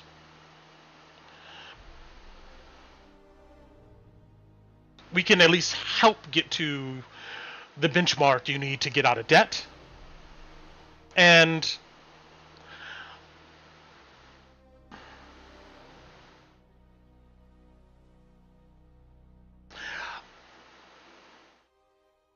I will. You see, he's almost agonizing at this. Mm-hmm. I will let you talk with some of the knights in the infirmary, Ron. He says, looking at you. Okay. And maybe one of them would be willing to do this ritual, but it cannot be performed here. And I will be sending an observer with you. Well, we can always do it back at the chapel and the in the town that we're staying at. Alright, so you're Wait, not the chap. No, I'm Or- sorry. No, we cannot have this ritual being performed there either. But some other secure place you can find. You're staying somewhere in Emberwood, aren't you? ruins, but aye. We can find something Yeah. for that. Yeah, we're on the outskirts of Amberwood, but I'm sure we can find something that's feasible for everybody. You want to look for the Iron Banshee? Let us know.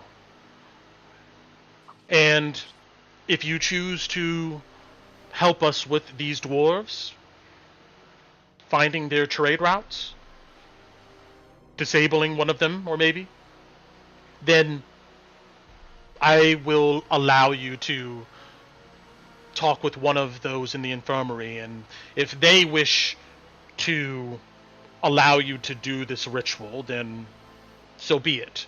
And your place of choosing, with a knight accompanying.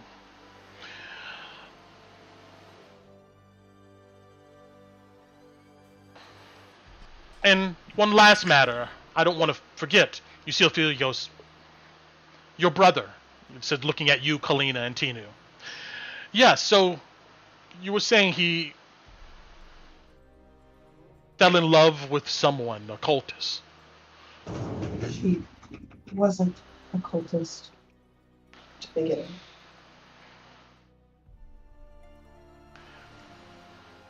I mean, I basically did. You're right, she wasn't a cultist at first. We know Sylvie Roseshot well, unfortunately. She's a traitor to the cause.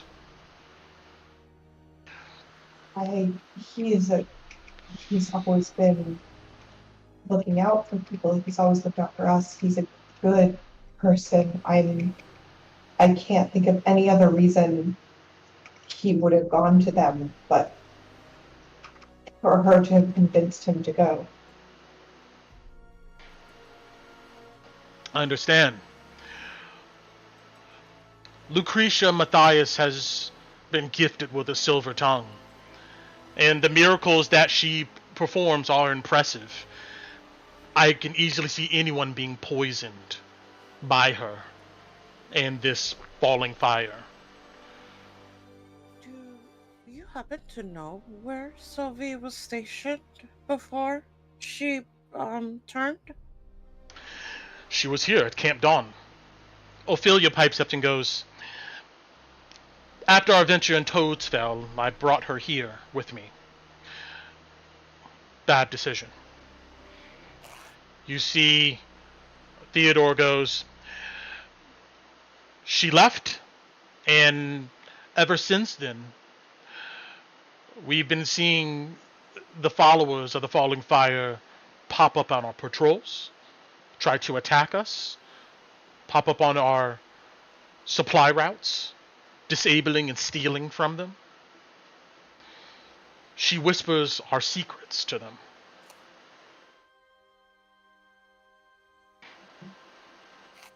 I realize it may be a lot to ask,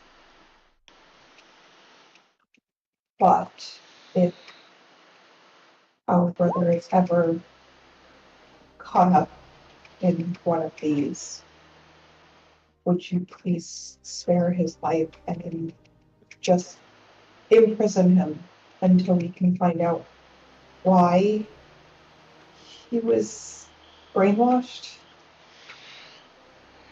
Of course. You see he has a sympathetic look in his eye, his one eye. He goes, we don't believe everyone is irredeemable who follows this falling fire. There's some good programs across the realm to bring these people back from these thoughts and ideas. But there does come a point where it's obvious that they have decided they're willing to corrupt those around them and hurt us and others in order to pursue this heretic's teachings. Usually those types end up at Champion's Gate, and then at the crater, and then at St. Selena's monastery. If he's still at the farm, that means that he's still studying, being indoctrinated. But one day, if no one stops them, he will be brought to the belief that his destiny lies at St. Selena's monastery with Lucretia Matthias, and he will participate in these foul rituals. And we want to help stop that before it happens. Do you know, we know that Sylvie rarely leaves the farm. She's afraid we may pick her up on the roads, which we definitely would if we could. But there's a lot of followers at Hendrick's farm, and frankly, it would look quite bad to the realm at large if we brought a force in there and had the unfortunate time of taking a lot of them down. So we hesitate to go there. But your brother, do you know if he leaves the farm? I don't know. If he does, and you can find that out, and we can find a time and place on the roads, we would be more than willing to lend some knights to your aid in taking him from those who hold him hostage.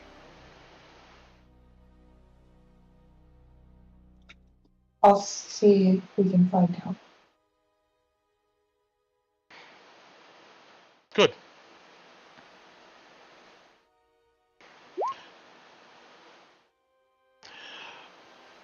Is there anything else you would like to know or talk about at this moment? No one else. I have a couple things I'd like to ask. If there's reason that you need of us, what would be the chapel be the best way to contact you, or would be a way that you plan to reach out? Yes, the chapel. Flamekeeper Hannah's good about getting messages to Ophelia. And she travels to Emberwood daily. Well, not usually in the evening times, as you know.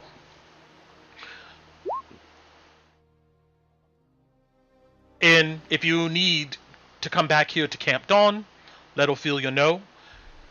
We'll make sure that you get here safely. All right. And one last question, and forgive me, it's a bit of a strange one. You spoke of the phylactery. Have you heard of any stories or rumors of the other regalia?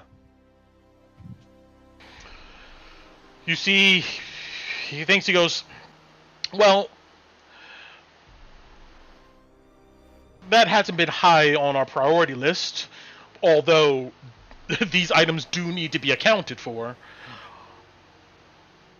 Let me see here. I'll give him an insight roll.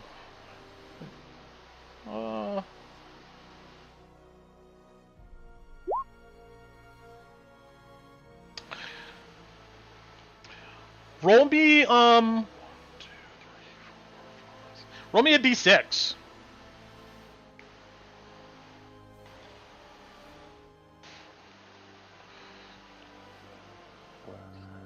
Work with me.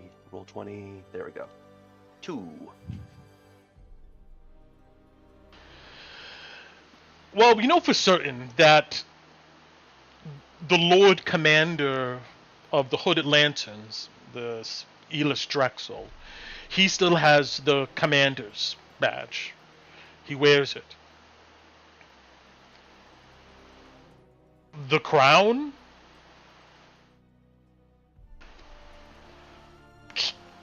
King Ulrich the Fourth was wearing it, of course, at the time when the meteor fell, so we assume that it must be in Castle Draken.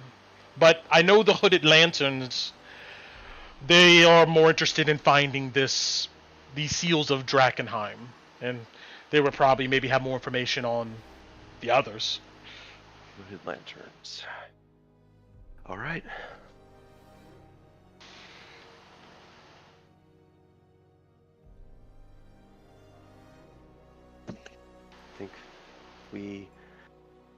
I think we've asked all our questions then.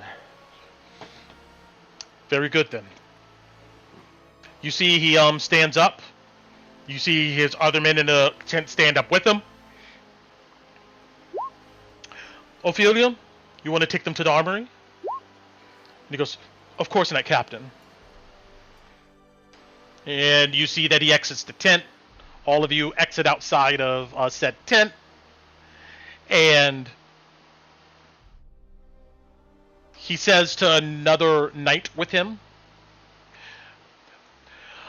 make sure you have a set of 10-day of rations for each of them. And fill their water skins. How gracious, thank you. Of course. We know food is hard to come by out there. To be honest, I kind of took some of your food from the cook tent, but thanks. He goes, take some more. And he smiles at you. And Ron, of course, keep the gold. I think we'll work on this deal or arrangement we have here.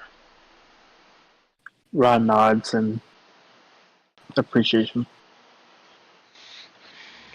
You see with that, he gives you guys a nod and he turns to his other men and you see he begins checking on stuff, talking with other individuals.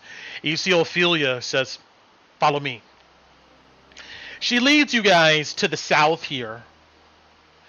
And she goes ahead and comes to the gate. I'm not going to move all you guys there. But you see that she orders a few knights around her to come with her. And you see that they drag along a horse with them too, with a small wagon. And then she tells you guys to hop on the back, and you guys leave out the south gate across this field of chopped trees that kind of surround Can we Camp ride Dawn. griffins? You told us we could last time. She looks at, she goes, I did promise that, didn't I? Oh my god, oh my god, oh my god, oh my god, oh my god. I will need to run it by some of the handlers, but I promise I will do my best. She goes, don't listen to me. Next time you need to come to Camp Dawn, I'll bring some of our sturdiest griffins. Okay, thank you. You guys He turns around and squeals. take the wagon out to what, there's not a map for this unless we need to, but there's a long, huge armory, which is basically a huge kind of shed or barn. You see that there is double doors reinforced with metal. You see that there's chains around them, and there's 2 watchtowers flanking them. And you see that there's men up above looking down. You see they come, unlock the door, pull the door open, and lead you guys inside. And what you see is essentially an armory. This place is kept clean. All the weapons are kind of stacked in bins. Everything from any martial weapon you can think of. Any light, medium armor you can think of is here. A lot of them have places where people are able to put on their rank and stuff, but all of them are pretty bare. But these all look in great condition. Arrows, bows. She goes, I don't think any of you are interested in any of this normal stuff. As she begins walking down this long shed towards what looks to be this huge kind of metal cabinet. As she comes to it, you see one of the men come and pop it open with the key. And you see she opens, and inside what you see is a neat arrangement of beautiful martial weapons. There's one of each type, but there's not like a bunch of these. They glimmer. You see that it looks to be pretty much magical weapons in here. And she gestures and leaves it to you guys to choose one of these items from here. Okay, I was like, wait. No, she's not about to load you guys up. No, sir. We have done one faction quest. We do not get kitted out yet. Yeah, but so yeah, she shows you this, and let me just double check here. I believe it's any melee weapon, armor, or shield. So oh, we could ask for magic armor as well if we want. Yeah. Shoot, we could ask for magic plate mail. Oh no. Oh no. Guys, shiny stuff. You look around. You see a suit. This You is all see you there's a suit of plate mail in there. Okay. Real quick though, hold on. I think out of character. Real quick, I think we actually have to discuss this. Yeah, we Go really for it. should. Go for it. Okay, so I'm good for none of this, by the way, because Lois stuff. Like, I gotta go talk to. So I have the Twilight Greatsword, so I already have a +1 magic weapon. Does anyone not need that does melee or does not have a magic weapon? That would be Kalina, and I don't think she does. I use one-handed shield usually.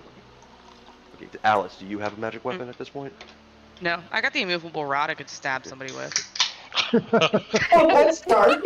I think it technically counts as a magic club. You could just That is very. Wait, for real? It's strength-based, but so I wouldn't do very much damage with it. You could probably stab somebody, maybe. Here's the thing, and because 5e is wonky, I don't know when exactly we're gonna hit magic, quote-unquote, magic resistance when it comes to physical attacks. Oh, wait a second. You can start hitting one thing. You can start hitting that at first level. So yeah. Hold on. Is heavy plate considered? Is +1 heavy plate considered uncommon? All magic armor starts at rare. All +1 armor is rare. Yeah. Huh? Rare. This book doesn't make any sense. Yeah, the only uncommon magic armors is mithril and adamantine. Yeah. So mithril and adamantine are uncommon. +1 is rare, and it goes up to +3 being legendary. Meanwhile, for magic weapons, +1 is uncommon. Yeah, wait. Is there that? Then Kalina needs that immediately. Wait, is there non-enchanted dwarven plate mail in this place? Yeah, here's the thing. So the big things, like either like a plate mail would be great just because it's plate mail, or if someone needs a magic weapon, I think those are the two big things. I'm not sure the book thought too hard about this passage here. But hold on a second. Let me. Yeah, like +1 shield is uncommon. Yeah, +1 shields are also uncommon. Well, there's also we're also forgetting that Tinu gave up the scepter for us to get this. No, I was thinking about that actually. No. Tinu's long range. 1, I'm long range, and 2, I'm never in range to get hit. So she would definitely no, I don't want it. Is adamantine considered magical? It is considered magical because it's made of a magical material. All right. You can't get crit if you're wearing it. I'm just saying, it's a great thing it for our denies tank to wear. It denies all extra crit damage. Usually shit. And mithril's considered magical, right? It is considered magical, and it reduces any strength requirement for armor. It also reduces the disadvantage on stealth. Yep. Got It's it. pretty useful. Okay.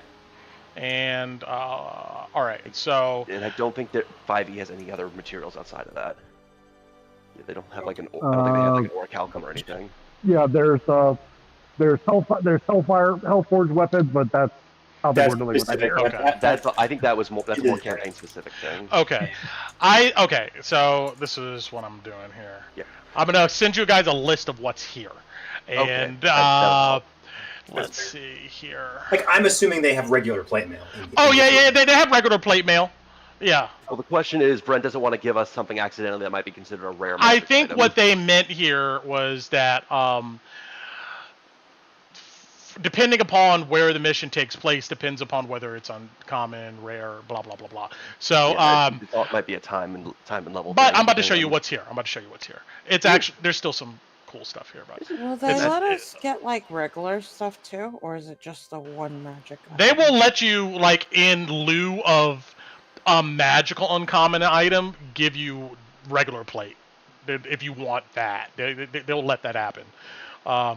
Don't forget, regular plate costs base in the game. Yeah, it's a lot.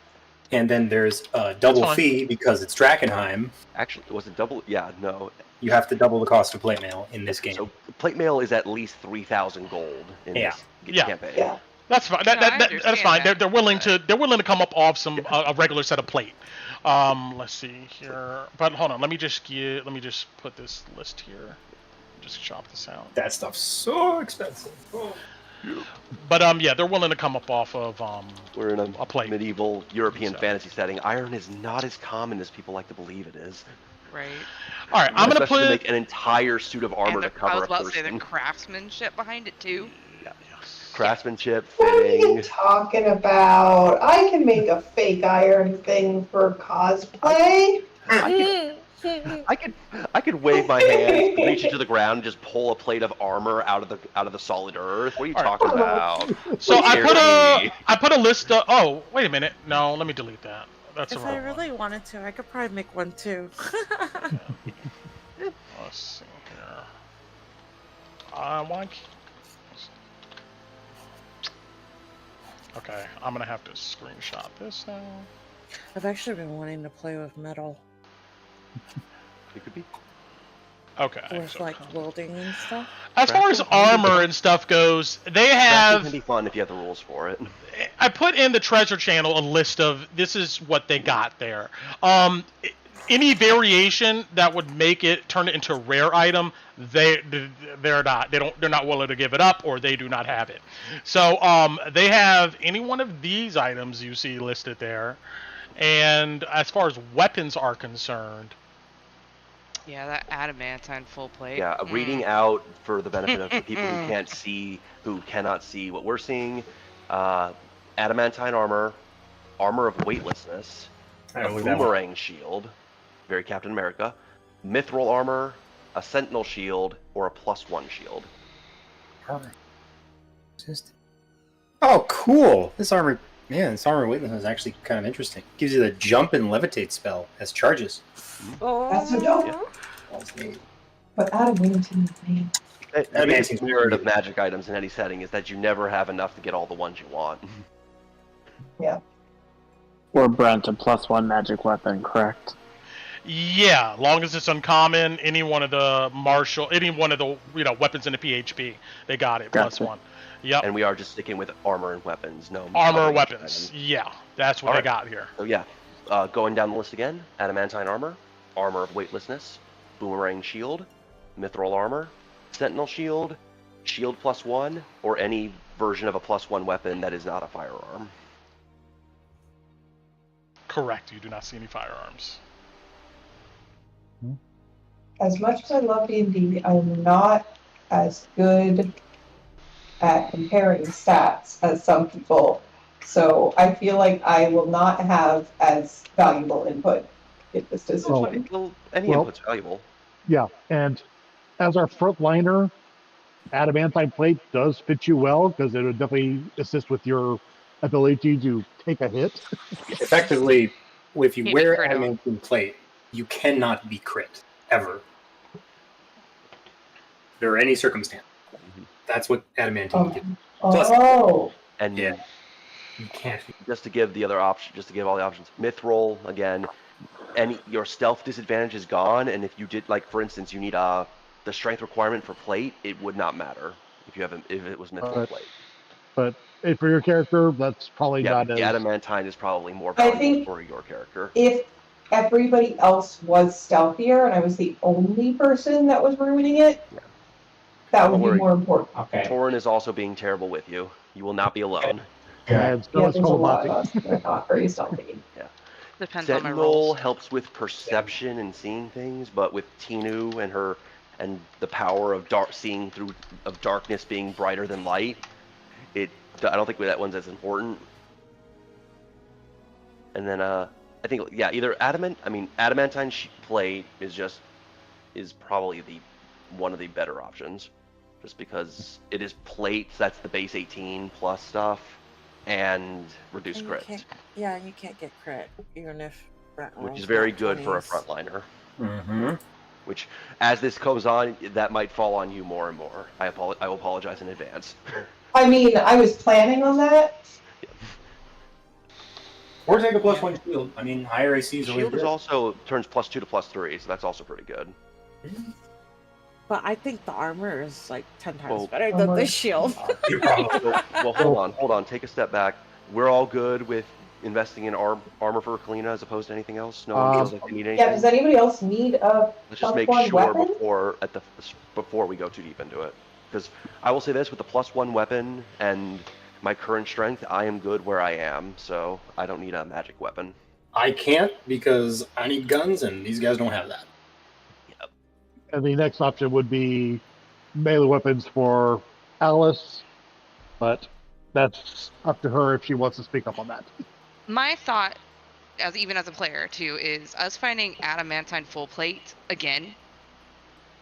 How often is that going to happen? Yeah, that is. +1 magical weapons. I feel like it's not saying that we're going to find them everywhere, but it's more probably a likely little to be more. found. Yeah. So, and I mean, I would rather have a wall to dance around while I'm stabbing people in the back than not have the wall and just hit harder, if that makes sense, like that tactically. Makes sense, yeah. Mm-hmm. So, yeah, I'm totally fine with getting our tank good to go to keep people busy while I just dance around them and stab them in the kidney and everyone pop shots them. So, that's my thought process. And depending on the necessities of our other characters, we may have a magic weapon spell we can throw on someone in a pinch. Yeah.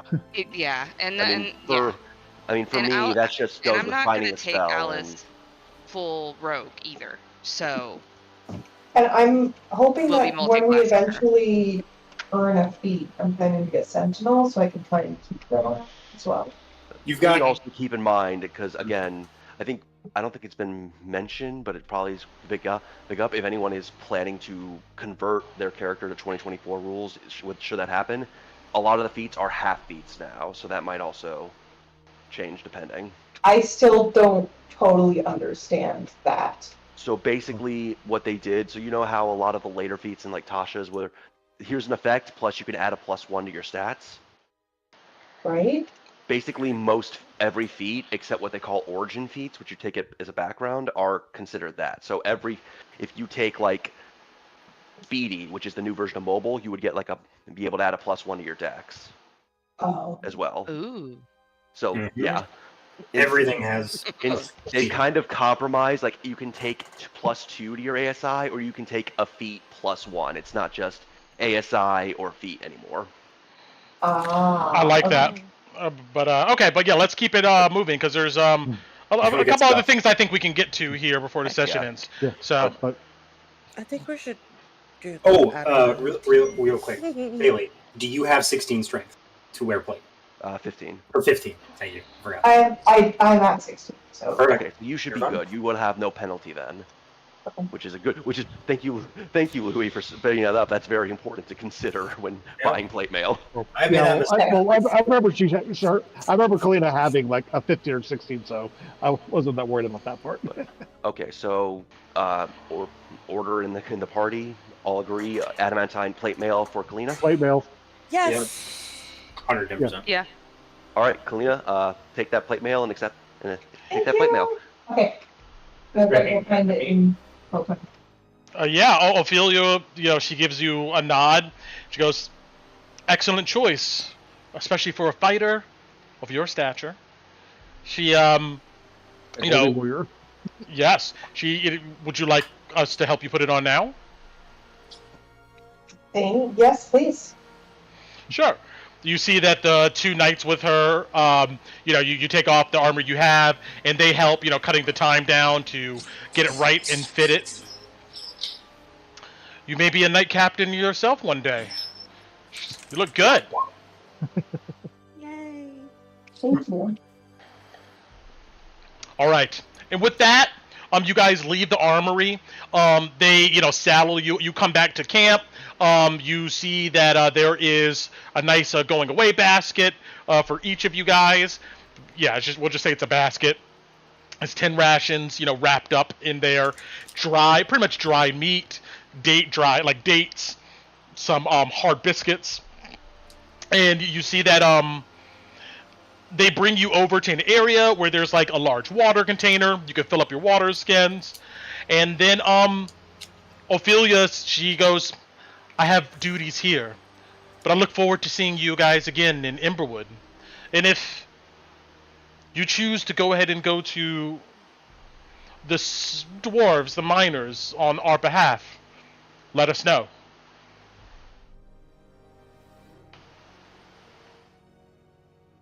Will do, Ophelia. We'll see what we can do. You can load onto one of these white carriages, and you're taken back to Emberwood. The ride is about an hour. The whole conversation took maybe an hour or so. We'll say 2.5 hours. It's about 5:30 or so p.m. And you land back at Emberwood. The wagon pulls up to the chapel of Saint Ardina. You guys are let out. The knights bid you farewell.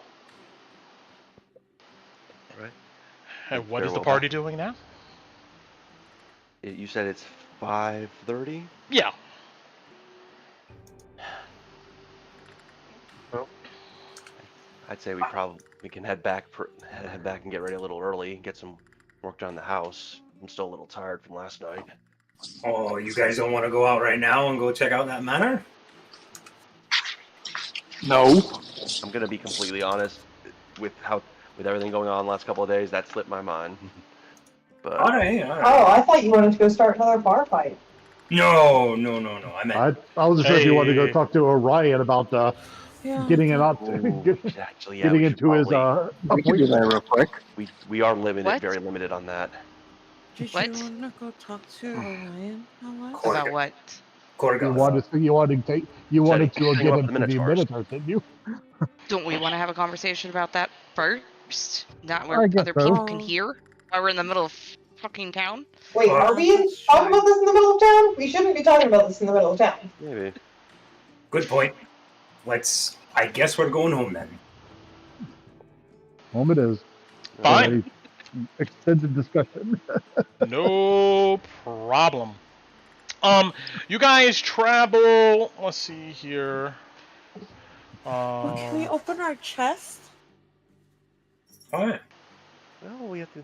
Maybe I'm you can excited try. about that chest. Well, we've got a scroll of dispel magic or something, or Yeah, Tino has it.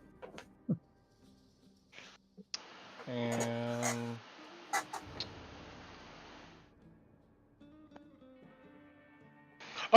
let me rewind something really quick. I'm gonna say Elijah volunteered to take you guys back here to Emberwood, and before he leaves, he goes, "Hey, don't forget about me."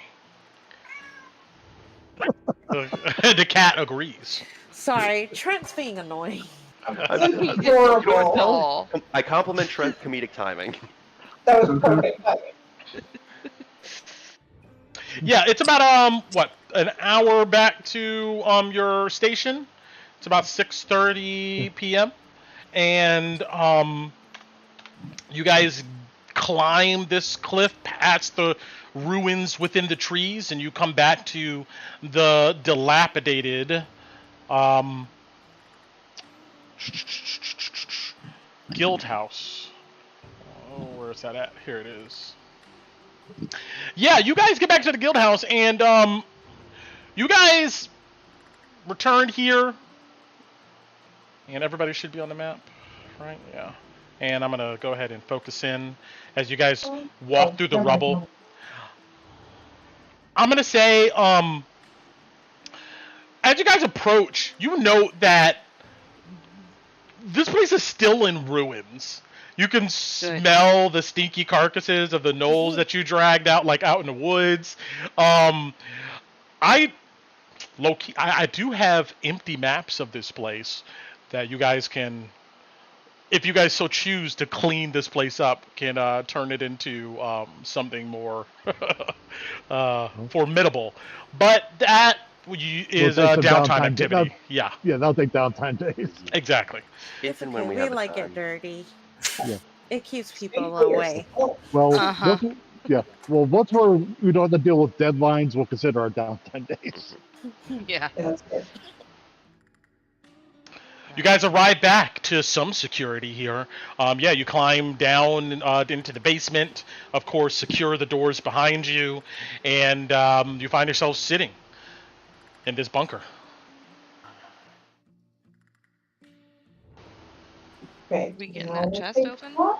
Actually, Yeah, I would just- recommend we wait on that Oh. Why? because the spell magic's a 3rd level spell, and no one here is currently capable of casting those. Ooh, it'll be an ability check roll. Yeah. If we wait Oh. until we're a little stronger, it should be easier to actually use the spell without it possibly failing. Don't we level up though? Not Oh, out of character, Yeah. not right now. We've only Oh. We've You got guys- a few did things on our one faction quest. We need You to have do one more faction and find the quest? base. Yes. And find the Dang it. base. Okay. Yeah, we've got like one personal quest check mark, one faction quest check mark, and we still need a base of operations inside of Inside Drakkenheim. of Drakkenheim. Okay. Right. Fine. I mean, we I could get try. it. I share your excitement, but it is a matter of optimizing odds. Oh, as annoying that as makes is. sense. That's reasonable. Could try. Just saying. Alright. No, like, it's not a guarantee that it won't work. Yeah. Yeah. Even honestly, depending on the level of magic, even if it goes off, there's no guarantee of success anyway. What roll is it? There would be a wisdom, right? I actually didn't. What? I didn't hear that. Oh, I'm sorry. so what would the save be? Ability check? Well, it would be a wisdom check to cast the scroll, and it would then be a depending on what the wisdom magic that's check. on the chest itself would depend on Counteract. if there's another ability check for the dispel itself. Oh yeah, you guys right. Okay. Do you have any way of If Yeah. you wait to level 5, it would just be the ability check against the magic as opposed to the scroll. Okay. Do you have any way of improving your casting, Stina, with that roll? No. We can do guidance, but that only get one of them. Hmm. It's okay. We can. And I wait. think the highest any of us have is +4. So I'm +4 to this +4. Right. Well, should we talk then about Oh, what we were probably talking about should. before? Alright. There's a lot of things going on. Queensmen, church. So, who wants to complain first? Because I think that's the general feeling we are all feeling. I also know we need to discuss the plans for the Minotaurs still, right? Or have we Oh. did not? The Don't what? remember. Oh yeah, Orion. the Minotaurs. Oh, Yeah. okay. Let's start with Well- that. That one's Actually, yeah, let's start with something Yeah. positive. Tricking Orion Jones. That'll get our moves Well, up. that's the thing. I don't know if I want to trick him. I don't know. What do you know about these Minotaurs, Louis? Gorgoth. Oh, he's a scourge. A raider, a pirate. He's plundered up and down the what's the name of the river, Brent? The Dran River. Dran just plundered up and down the Dran River along the coast west of Westamar since, I don't know, he's been running his crew. If he's a pirate, probably he's not very trustworthy. I don't know if he does business with the Queen's men, but I wouldn't put it past him, considering what we learned from Theodore about trade routes and all that business. Oh, and his crew is all Minotaurs. That makes him dangerous.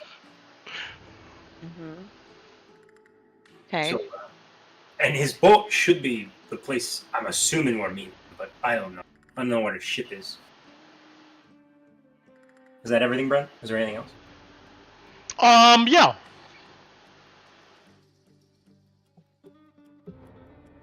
So what's your thoughts on it then with what you know, Louis? If it's profitable, he'll probably do it.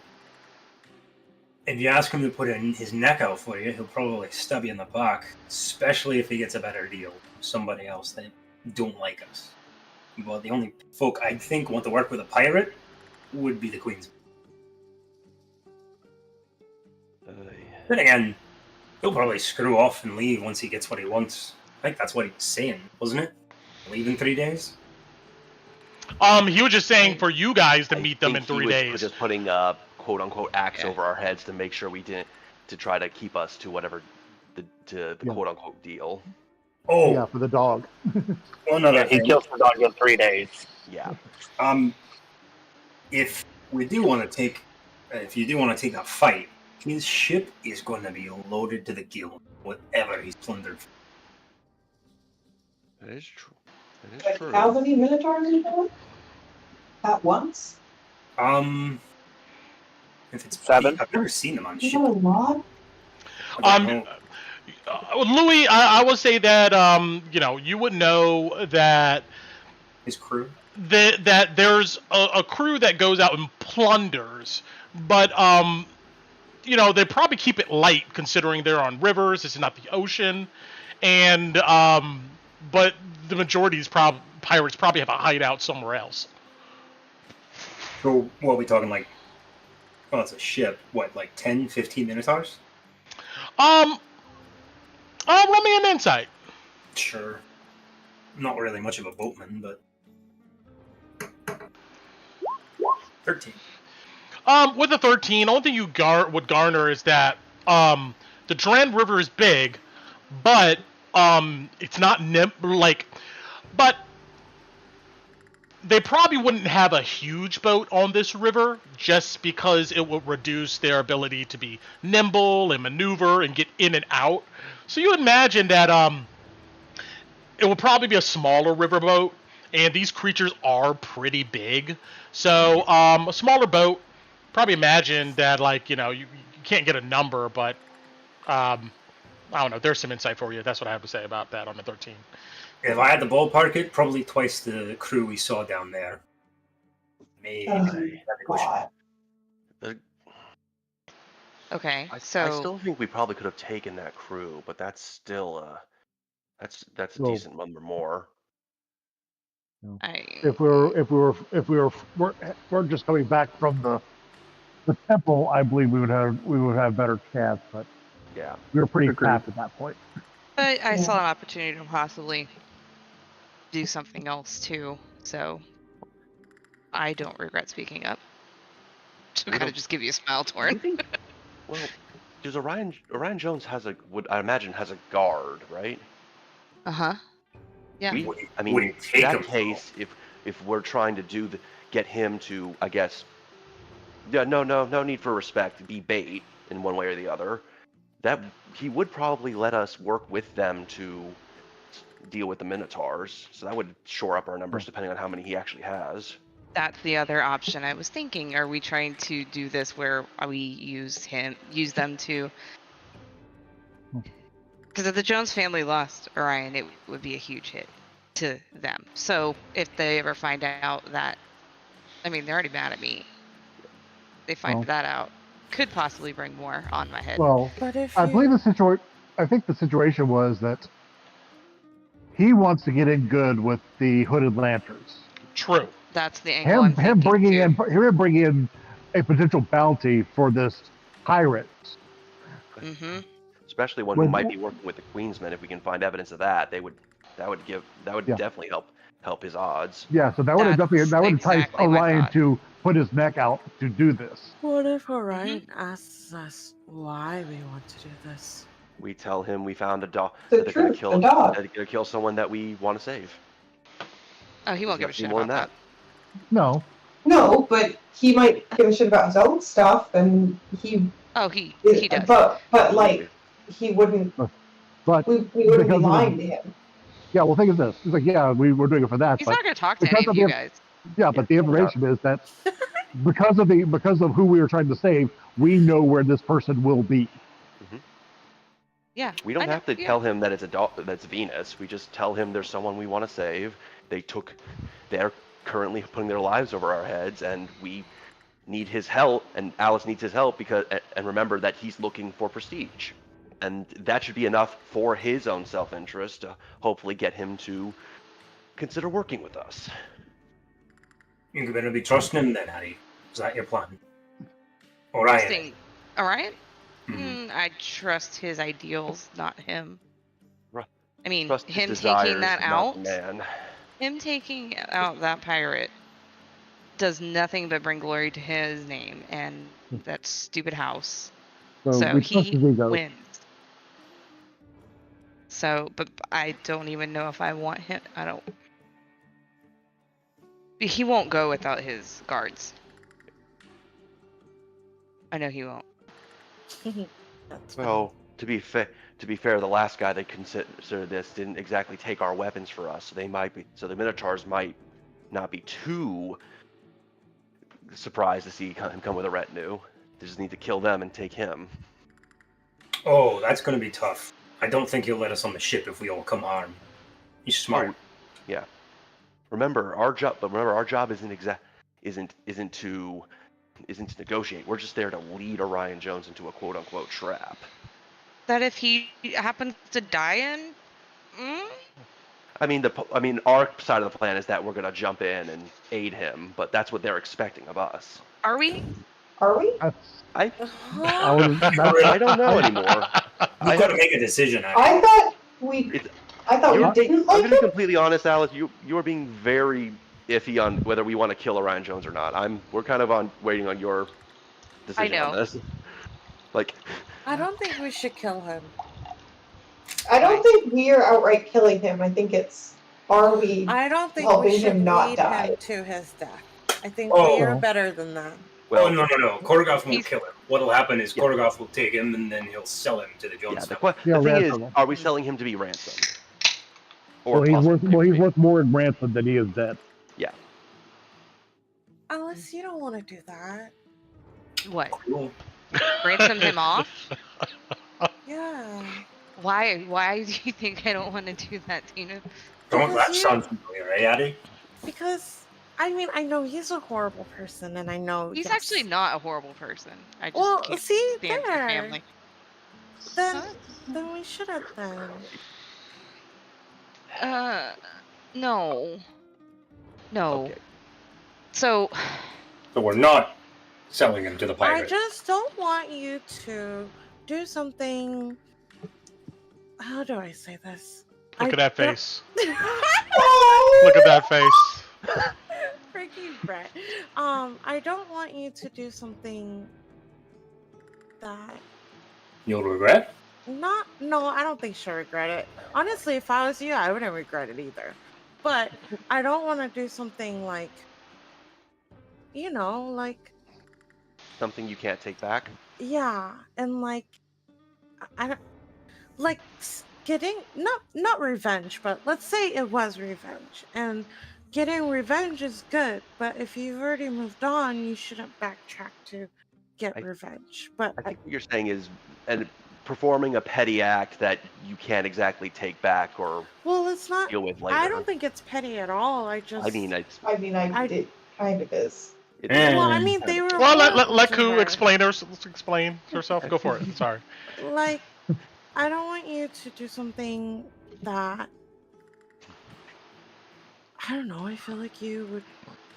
It's like, what is it? Humility?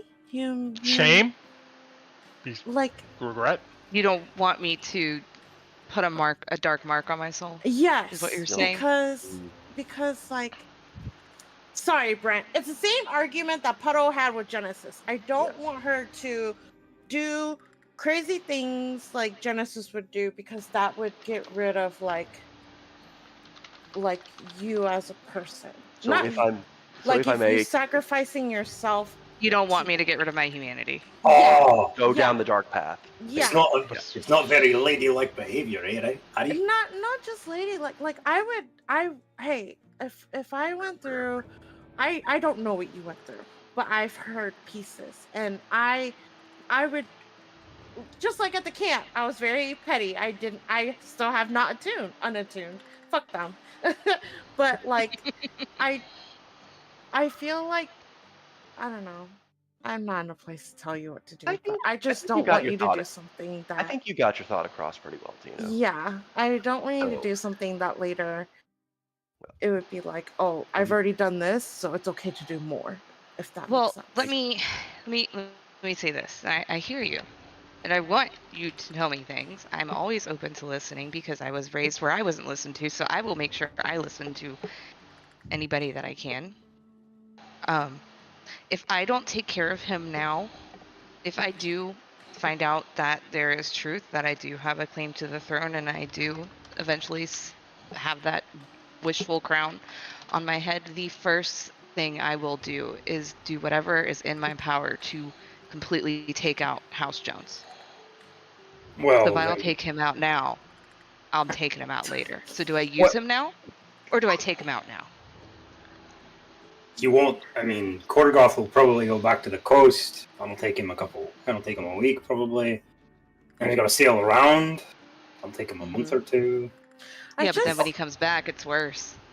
I care about you, and I know we don't know each other that well yet, but it's gotten to the point where I care about you a lot. So I just, if it does get to that point, I will be by your side. But I hope it doesn't get to that point. Actually, that's a good point. What Ari brought up. Korgoth's not going to want him dead, and if we kill him, he's going to be pissed. Probably fight us. So, if you don't House want to Jones would probably be pissed too if they have to buy him back and he tells them what happened. And so that's not, at that point, that's not an Orion Jones problem. That's the entire. That's what I'm saying. I either take care of him now or take care of him later. I think we should just use him as like a bait and let him know that we're using him as bait. Well, and maybe all of his army and all of us his army can hide, and we can go in like, hey, we're bringing you Orion Jones, and he can pretend to struggle. That might be below him, but he won't do that. Well, also there's the other question is like, do we think that Orion's prowess would let him defeat Korgoth? Yeah. I have no think he has idea. a chance. Never seen Korgoth in a fight. I think Orion has a chance. His confidence is well earned. There's a big Minotaur. It's got black horns. So, if I may, because this is how I compartmentalize things. As I understand it, there are 3 current options of the plan. Right now, well, technically 4. There's also we don't do this at all, and they kill the pug. I would rather not that. But moving on, the first option is we go to all options seem to lead to us going to Orion Jones and convincing him, as per the agreement was, to convince him to go to the meeting place and sell him out. So that from there's 3 options. If we succeed in convincing him, we go there, we just don't help him, and he either dies or gets taken as ransom. If he At dies, which case, we get the dog and we complete our business. Now, if he dies, Drakkenheim's reputation precedes itself. That might end it there. But if he goes back and they sell him to House Jones, we make them an enemy. Oh, if he dies, I want them to know I helped. Well, you can save off on that, is what I'm saying. We don't need to. I can, but I don't know if I want to. Okay. Well, let's continue with the compartmentalization. The third option, we convince the Orion Jones to go with our plan and help him to take out all the Minotaur pirates, which gets him a possible leg up with the Hooded Lanterns, and gets us the pug. I don't think we really need the reputation of pirate slayers. I don't think it helps us at all Well, in the grand scheme. thing is, him getting in with the hooded lanterns helps me get in with the hooded lanterns. Which is a good thing. Which leads to a fourth Right. option. Well, fifth option. Well, so Negotiate. if we take him and if I'm able to convince him, because he's not going to talk to any of you guys just because he's that kind of a person. I'm not saying that I think of you guys that way at all, obviously. Oh, but, obviously. It's just that he's a dick.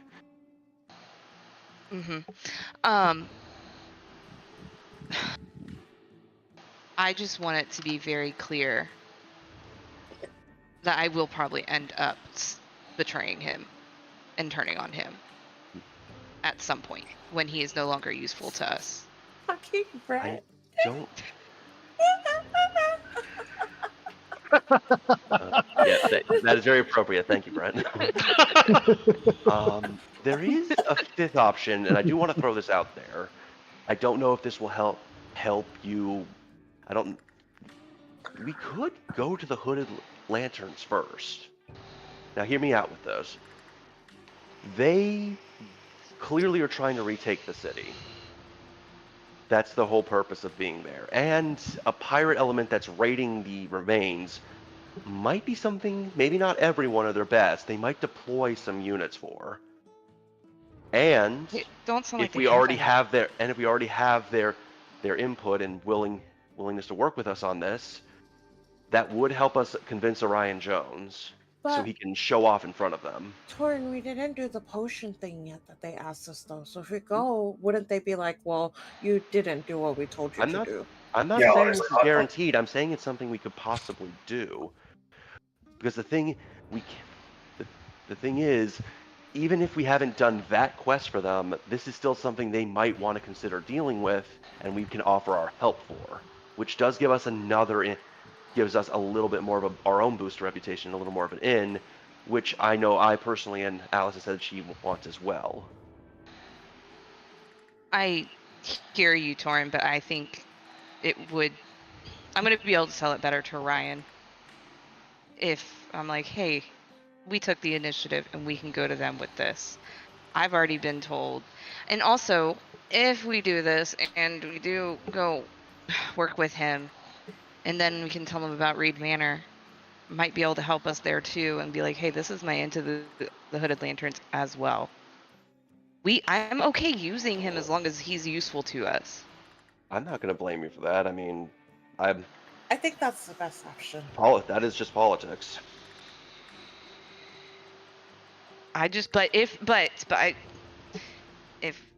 So I have to go talk to him anyways. I don't want to say yes to him, to what he offered, ever. But if I can string him along and buy some more time by saying, hey, this whole pirate thing, leading to his stupid ego, get him to help us with that, and we go with that, we're backing him, and we're not going to be able to sneak. Like, he's going to want to be in charge, and he's going to want us to do it his way. I'm going to tell you that right now. Alice, did you tell us about his offer to you? About, like, the whole... Alice did, yeah. Okay. Yeah, Alice did. Okay. But I hear you, Tina. So, I hear you. You asked me a second. So if we do that, that's the way I'm thinking about going. If we go and we're on his side, but it looks like he ends up being on the losing side, I'm going to take the opportunity. Good. I think that's probably the smartest play. People die all the time in Drakkenheim. It's one less problem on our heads. Might sound ruthless to me, but yeah, him not getting out would probably be better for us. You're not gonna like what I'm about to say, but I don't think you've liked what I've said, so I can listen. No, I don't mind at all. I agree with anything. Like I said, anything you want to do, I will do it with you. But I think you should agree to his proposal. Just think about it. Think about it. Why? So, because he needs you. That's what he needs, right? So if you agree to it, then he will listen to you and do what you want. He won't. And let me also cut out, he needs her, she doesn't need him. Because I could use him though. Yeah, but Use him, yes, why but you don't wouldn't need he? him. Why wouldn't he listen to you if you agreed to? Oh no, you're right. Because then you Because lose that leverage. he's a Never political mind. dust bag. Yeah, never mind. You All lose we need that to do, leverage. if You're right. Alice does have a claim for the throne, all we need to do is get the 5 seals ourselves, find the crown, and do whatever we need to get her to attune to it. I mean, Yeah. the fact of the I matter thought- is that crown is not. It's not just the crown is not just a symbol for the Amethyst Academy's and church's supposed willingness to the royal family. It's why the royal family is in power. I also don't want That to is give it is some deep magic. the church any more things. Good. Oh, thank goodness. I was really worried. If we get these things, let's just keep them. You and guys tell the can be my church- counsel. Screw the church. Tell No, the church oh. that we didn't go there, and then Deal we on can just that. keep them Why? in here. No, you know what? Why? Because he's manipulative. How? You didn't see it? No, I'm asking. No, not how you see it. Answer me now. I guess we're doing this. How was he manipulative? Cause he's those type of people that he. Okay, so you know why I asked him why he killed the parents and if he Mhm. wanted to kill them, how he felt about it, because I like him. I would want Yeah. to like him, and that was what he wanted, because I liked him because he took time to talk to everybody. He took time to personally approach every one of us and ask us our names, ask us our stories. He wanted us to like him.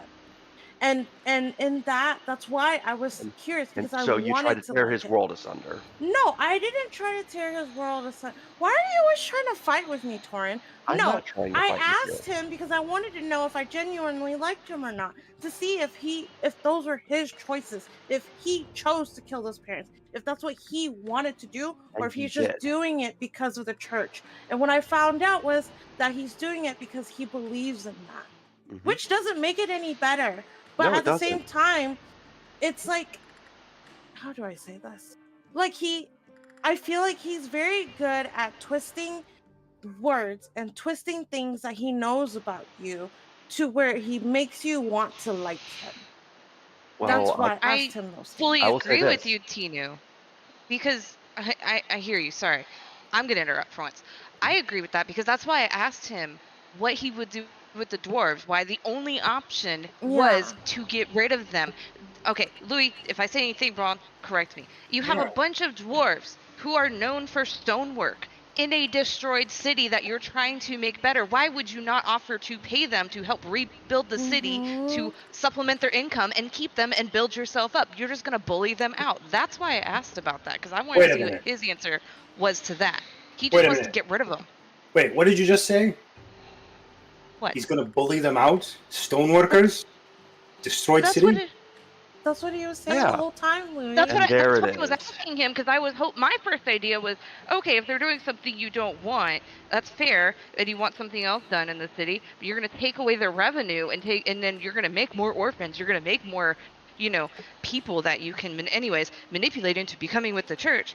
But it'd be so nice to maybe supplement their income with something constructive instead of just kicking them out and taking away their life. No, But that's he what we heard from Ron. What we heard from Zoya about sacred flame types, right? They're all burning everything down.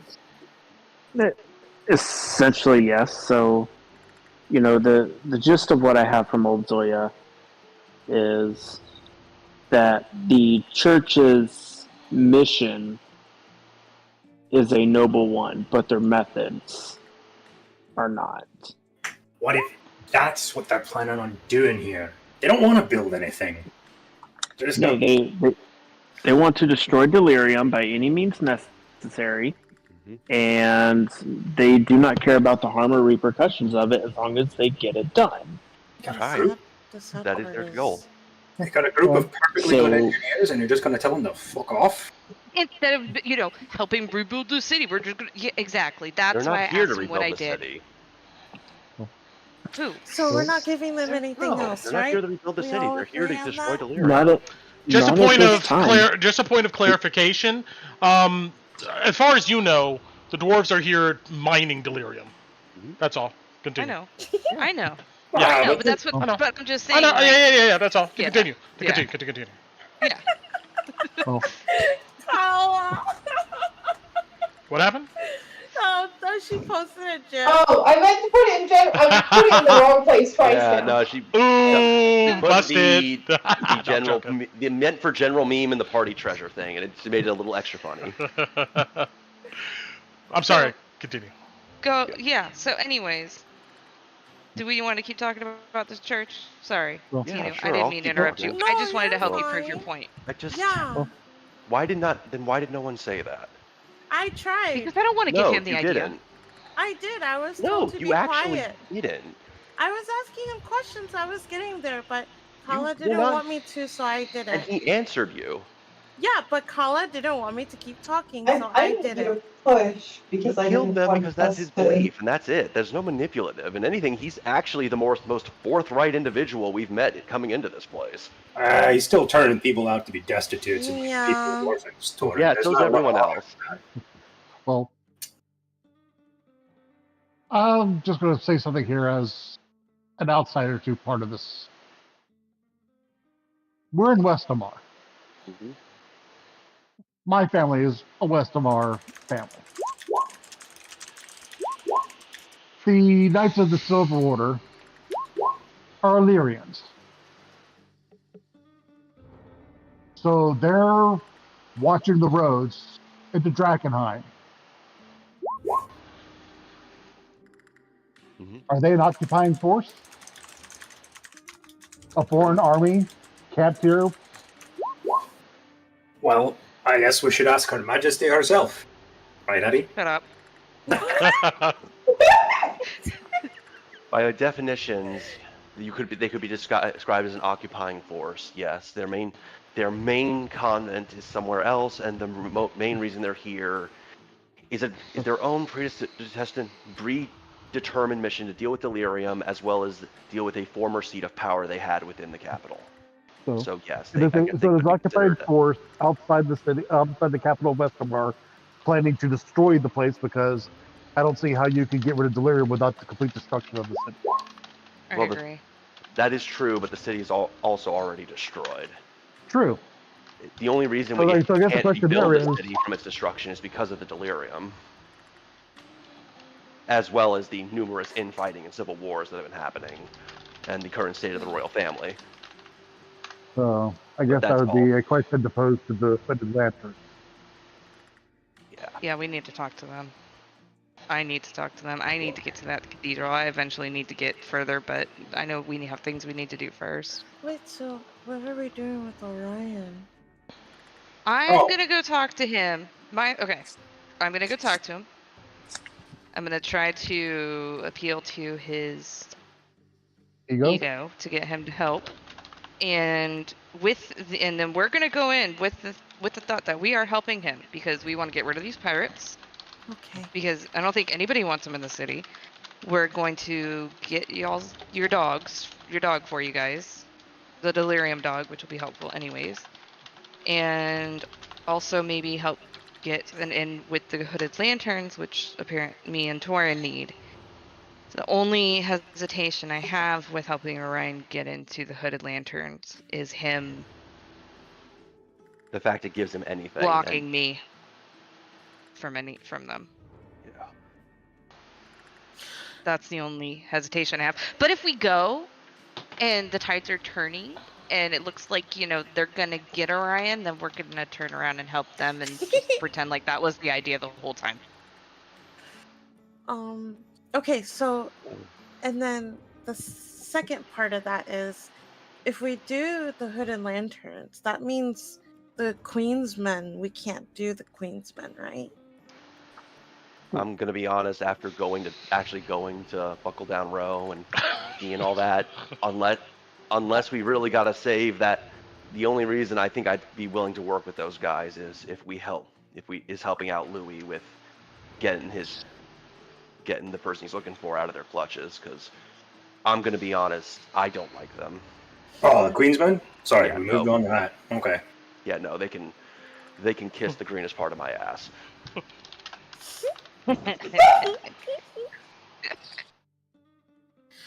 You know, if Theodore hadn't paid us as well as we did, I had one point, and that Mel actually pays pretty well, but Yeah, Mel's has more strings than the.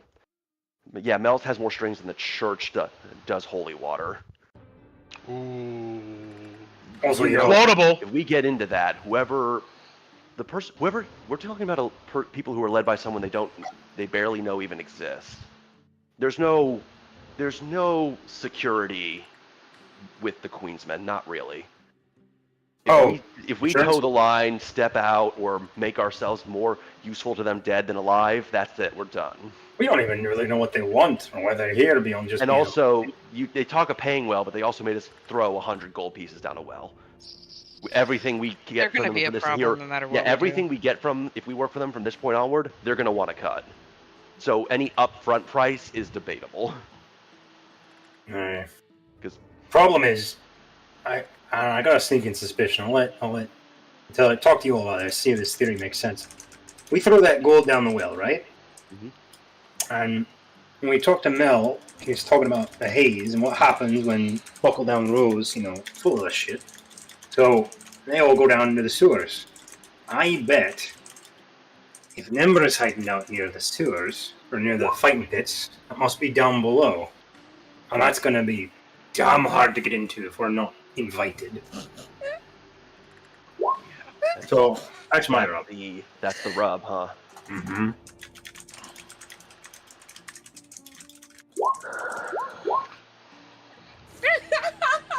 Oh my gosh. I wasn't pointing that at you. It's because my rogue is like that. I know. You hear that, Vito? Thirst trapping over you. Thirst trapping. Still, this many years ago. There you go, Vigo. All right. Anyway. Oh yeah, like I'm saying, it's that's a hard fight to get down, and I mean, let's be real, it's a thieves guild. That means that place is going to be trapped harder than I don't know, some ancient tomb or something. There's probably going to be Bank's vaults. Yeah, sure. It's going to be tomb. whatever that place is. It's going to be dangerous as well to get I down. don't know what this CRX tomb is, but it sounds very deadly and annoying. Lulu, Mm-hmm. how important is it that you talk to Numbra? How much do you trust my sister? Hmm. I mean, she got me out. Why else would she get me out? Then we She really didn't should. care.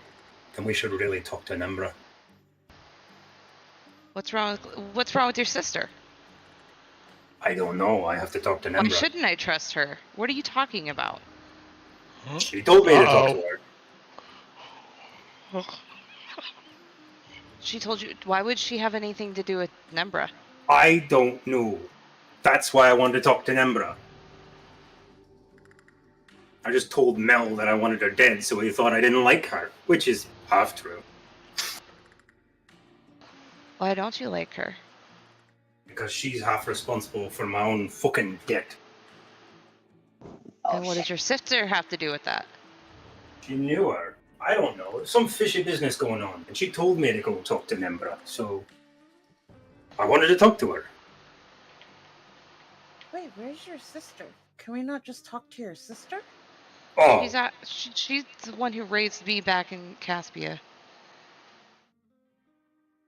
So she's in Caspia, then. That's not exactly Last I know, it's been a while. imagine she's gone to ground at this point with your disappearance. I mean, to be I can fair, ask Orion. Hopper's here, so if Hopper's here, then maybe she's not there. Her and Hopper would have had nothing to do with each other, but I understand the logic there. But I can ask Orion. Sure, I suppose. I don't know where my sister is, to be honest. But I don't think you're telling me everything. she doesn't. She wanted me to talk to Nimbra. Why? I don't, because Nimbra knows things. About what? I suspect you, but I don't know. Alice is just like looking at you with narrowed eyes. Uh-oh. I'm being honest. I'm not lying to you. I don't know what Nimbra knows. That's why I want to get to her, to ask her what she knows about you and what she knows about my sister's business, and if I should fucking trust her or put a hole in her head. Damn. Maybe she's working with her. I don't know.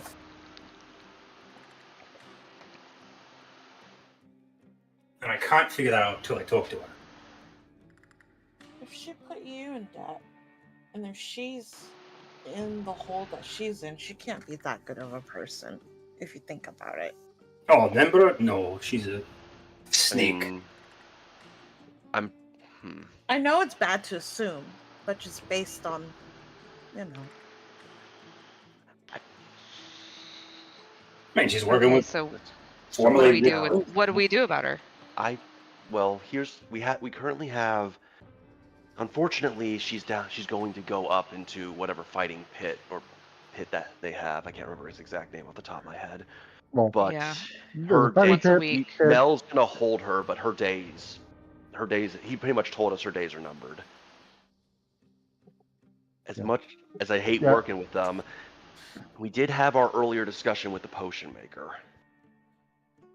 Like I said, if we can get some kind of in with that, they might be able to invite us down to the pit and talk to her. Which, yeah. Yep, that's the choice. So the best option, as much as I hate saying it, might be for that one time to play both sides, depending on how he is, and probably kill the potion maker. What if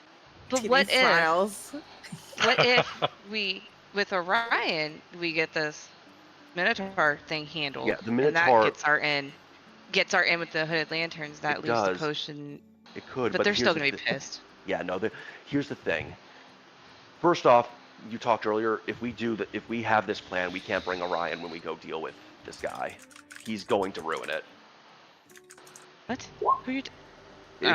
You talked earlier about getting him working with the Hooded Lanterns and maybe taking him along. Shutting that down now. If we do that, we're not bringing Orion. He will. Well, we can't make that decision until we figure out what happens when we go deal with the Minotaurs. But I hear you. The best case scenario, the whole point is the Hooded Lanterns want to see why their potion supplies are not doing well, and the Queensmen want this guy to help the Hooded Lanterns and probably recruit him. Which means, as ruthless as it is, the best case scenario is to just take him out. We find a situation that he's betrayed the Hooded Lanterns with the corrupted potions, and then we tell the Queensmen that it wasn't worth it and he resisted. So we decided to remove him to not help the Hooded Lanterns. Might work for now. It's going to ruin it. If it gets out, they're not going to like us. But if it works, we get an in with both. We start a relation. We can get some trust from the Hooded Lanterns to maybe work with them and get what we want, and maybe we can alter the reward to get Louis down to view the fighting pits and talk to Nell. Nimbra. Sorry, yeah, no. Before, and honestly, if a talk's all you need, we don't technically have to save her. Yeah, I need, honestly, Arian, I need to figure out what the fuck my sister wants. Because the thing is, that's the best case. Because the other scenario is, we're gonna have to choose how much what we want is worth against what our compatriots want. Look, Addy, if you don't give a shit about what my sister told me, then fuck it. Let's just help the Hooded Lanterns and I can ignore it. But if you're curious, if you want to talk to you give a shit. Why does it matter if I give a shit? I'm here for a coin. I don't think Nimbra has much of that, but I don't know. You don't want to know what I'll follow your call on Nimbra, Louis. I want to talk to her to figure out what the hell is going on with my sister. Alright, well then figure it out. I think timing-wise, we'll have to do that then after we deal with Orion and the Minotaurs. So if we go do that in the pits, we will have to talk to which one are we going with? Tino Shivers. Mm-hmm. Oh, the gangs, you mean? Yeah, because that's the only way in. I figured We talked to that Christian fella. You gave him a bracelet. Maybe he likes that stuff. Yeah. Oh, I doubt it. You can leave an impression. Plus, if we get in good with him, we'll have access to that well. And that well might lead to the lower parts of their place. Hmm. I Well, collect money from there, after all. when I was listening to the VOD on Monday, When I was Tino collecting my thoughts. Tino looks at the camera. No, I'm just kidding. I think their group was the least quote unquote bloody because they did what is it? Schemes? Not schemes. They do They're cunning, deceit, and charm. yeah, exactly. It's the So, wounded hearts. yeah, I think I would prefer to do that than the other ones. Yeah, we're gonna have to do some pretty bloody work if we end up working with Leo. The only way the only way you can get into the fighting pits is you have to be a member of the gang. Of a gang. But if Louis is the only one who needs to get in. The hope would be that we can get an audience with a prisoner as a reward instead of joining a gang, but I don't think Mel might not allow that. No, he's gonna ask us to join because he wants us. Yeah. Because we're valuable. But once I get down there, once I can talk to Nembra, straighten all this crap out, we can split. I don't give a shite about that place. Yeah, that's the other thing, though. Kala, it looks like we're joining a gang. Yay! If I don't think we that all have happens to. and we basically say, yeah, F you guys, well, we've But already we seen can't how they let- treat traders. Yeah, but we can't They're let gonna come Louis after go us in no there matter by what. himself. Plus, if we get down to the fighting pits, it'll be a good chance to see all their stuff and scope out those defenses I was talking How about. hard will they be going after us? Well, I feel like that'll change Depends. depending on How valuable will they make our heads? exactly. I feel I like think if I we mean, do they're more gonna to come after hurt us no them, matter what we do. Say that again, Eventually, yeah. Kalina. Sorry, Kyle. Yeah. no, I was just saying, depending on what we do to them, may change how hard they come after us. Wow, we don't have to do anything. That's why I wanted to pay the 100 gold, by the way. Sorry for the long road. No, I got that. It's unfortunate, but Frankly, we're not ready for that kind of heat. I don't We've think got we're time. ready for any of the kind of heat we're currently getting. Also, I don't Mhm. know how that Theodore fella does it. Maybe Tina Kalina, you can shine some light on this. But if there's, folk what can change their faces like that, I don't know, Queen of Thieves can do, and she could just look like, I don't know, Ophelia, walk through the front gate. What's stopping somebody from just going to where they hold the scepter and picking a lock and stealing it, and then walking out? Because that camp is just a bunch of sticks with a really bright fire. But didn't they have They will have other magical yeah. things, and just because somebody looks like Ophelia doesn't mean that they'd be able I to get also through. think there's probably something that's highly protective of the area. That place is exceptionally warded. Oh, okay. I think we're also overestimating how valuable this scepter is to people outside of both the church and the falling fire. To everyone else, it'd be just. I mean, even to us, it was mostly just a very fancy magic item. Yeah. I don't think Yeah. how Yeah, much resources they're going to dedicate for one thing that they don't. They can probably get another of. Yeah, while I was in the Ron. camp, sorry. while I was in the camp, the voices in my head were quieter. Oh. You have voices in your head? Oh. Doesn't everybody? Technically, yes, but We may I have don't to think come that's back what to that you're at a later referencing. time. I mean, we saw and I gestured to the table when we found out our mom was a twin, and then Tinu shivers. Ooh. That's true. That is, yeah, no, I mean, I guess that does track. Okay. Yes, Addie. Um, Well, I guess this pulls Bati in too. Don't you called me Addie? Anyways, you you don't even know where that nickname comes from. Thoughts for later. Thoughts for later. Um, what Emma said about that person who's hunting witches, and she's worried about them going after old Zoya. I think tomorrow we should check when we go, because we're obviously going to Emberwood to talk to Ryan tomorrow too. Did you want to go check on old Zoya?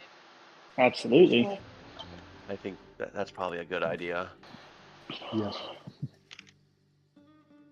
Are we going to Drakkenheim anytime soon? I need more spoons. I mean, we're Wait, probably not late tomorrow, then definitely the day after, because that's the deadline for meeting the Minotaurs. Okay, I'm gonna go grab more spoons. Shouldn't we be? I mean, sorry, but we're planning on going to the potion thing tomorrow. I thought, or are we just taking the day off? I If mean, we're I'm just taking the day saying off, I gotta go talk I'm just to saying Ray. when the deadline is. I don't know when we're actually planning on. I don't think we discussed when we're planning on going. Just a reminder on that point. That seemed to be open-ended. They didn't give you a time to get that done. So the potion seller had like, if I remember correctly, the scepter was very immediate because other people were looking for it. The potion was a little open-ended, but it was implied we had a number of weeks before they started feeling like getting stuff. And there's one other issue with the potion seller. Yeah. How are we getting across the river? Yeah, that's the other crap, thing. I didn't think about and then the third thing with the dwarves was very much kind of when you get to Sonic. it, we're not expecting much. Well, if Ryan helps us take out the Minotaurs, we have a boat to get across the river. You forgot, Torn, that the dwarves, that lady at the academy wanted us to like talk to them about exclusive deal. Yeah, compared to Theodore's foreclosure, I'm all for hers. Hey, I got a deal for you. I like that way better.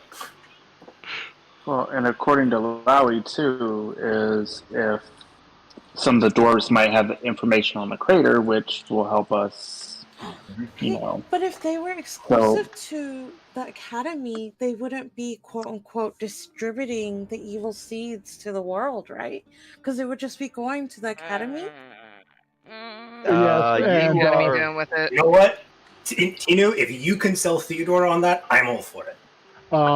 I don't think this is the church and the academy. They butt heads. Oh, As the point is of that principle. not how it works? It's not exactly how that works. No. Shall we go back to the Inquisition wars between the mage board and the church? Yeah.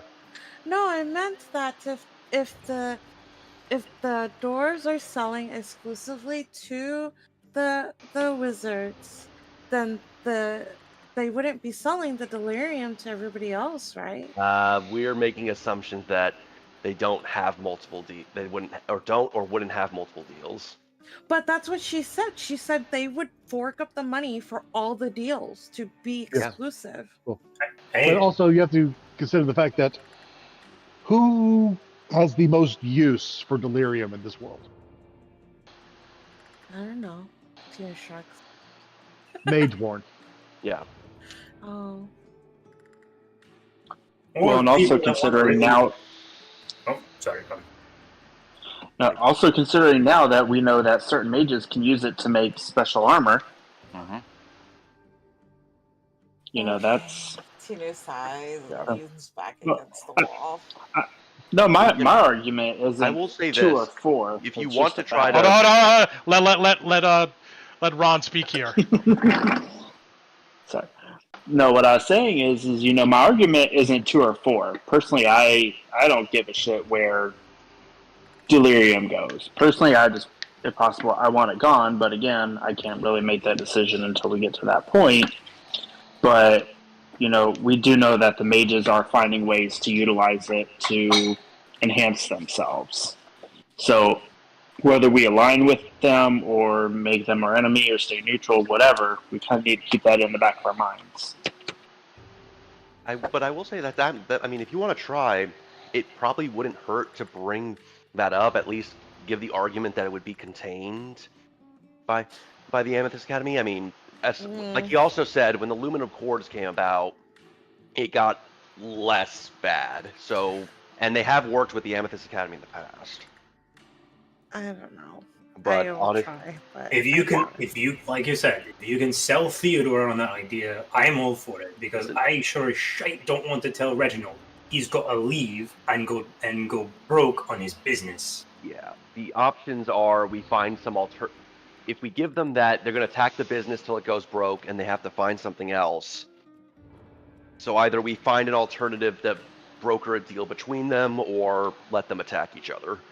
Because they also probably might find that out without our help. So that might just be something we need to. Why is everybody so savage? Because the sky opened up and a giant meteor fell and ruined pretty much everyone's lives. Yeah. Kolobati, you know a little bit about the Amethyst Academy, right? Maybe you too, Torin. I don't know. Yeah, I studied there because you have to. How open are they with the Knights of the Silver Order and the Sacred Flame and all that? Like, well, they uphold the Edict of Lumen. You want the political answer or the real answer? And what would Theodore and I guess River say if we put this plan? Well, for one thing, I don't think River speaks for the Academy. Yeah, Theodore does speak for the Church. Who would we have to talk to speak to the Academy? If you really wanted the inner workings and the way they project the Academy's direction of going, you're going to want one of the headmasters. Yeah, you would need to talk to one of the directors. Yeah, you want a director. And I'm going to tell you right now, good luck with that. There's none here? Isn't this place full of, like, crazy, weird, magical shites? Oh, that's the thing. They could also probably show up here whenever they wanted, but you would need to get their attention. Yeah. I was on Sky. The Academy has an observatory there. There is a director there. I have never seen him. I also studied with the Amethyst Academy for years under very high-level wizards. You don't see the director. They decide if you are worth their time. How strong are directors? They could probably level half, pretty much level half the people in this city if you gather them in a group. They could probably destroy an entire faction in one move. Do they do researches and stuff? What? Do they research like River? Oh, I mean, yes, that's what wizards if you're a good wizard, will spend their entire life researching. Do they also ride in black carts? No, not usually. Okay. Most of their research has been currently towards delirium itself, as it's such a magical resource. Have they been studying? That's why the dwarves are there, because delirium is worth more than its weight in gold. What were they studying before delirium? I mean, other forms of magic items, the weave of the world. Let me interject here. You guys have heard enough information you would recall that the biggest project among the Amethyst Academy and the nations has been building a railway connecting the realm. But obviously that kind of fell to pieces during the Civil War. They were also one of the principal factors to actually building the railway we saw in the railway as we saw in Ron's dream. But I guess I'm asking because I'm trying to figure out, what is that tower that you wanted to go to, Bati, in Drakkenheim? Inscrutable Tower. It was essentially the Amethyst Academy's primary location in the city, like the observatory on Sky, or what would they study there? Or what kind of experiments? You can roll me an Arcana or a History if you want, Kolobati. Please roll nat 20. I also roll one? Yes, yeah, definitely. Please roll nat 22.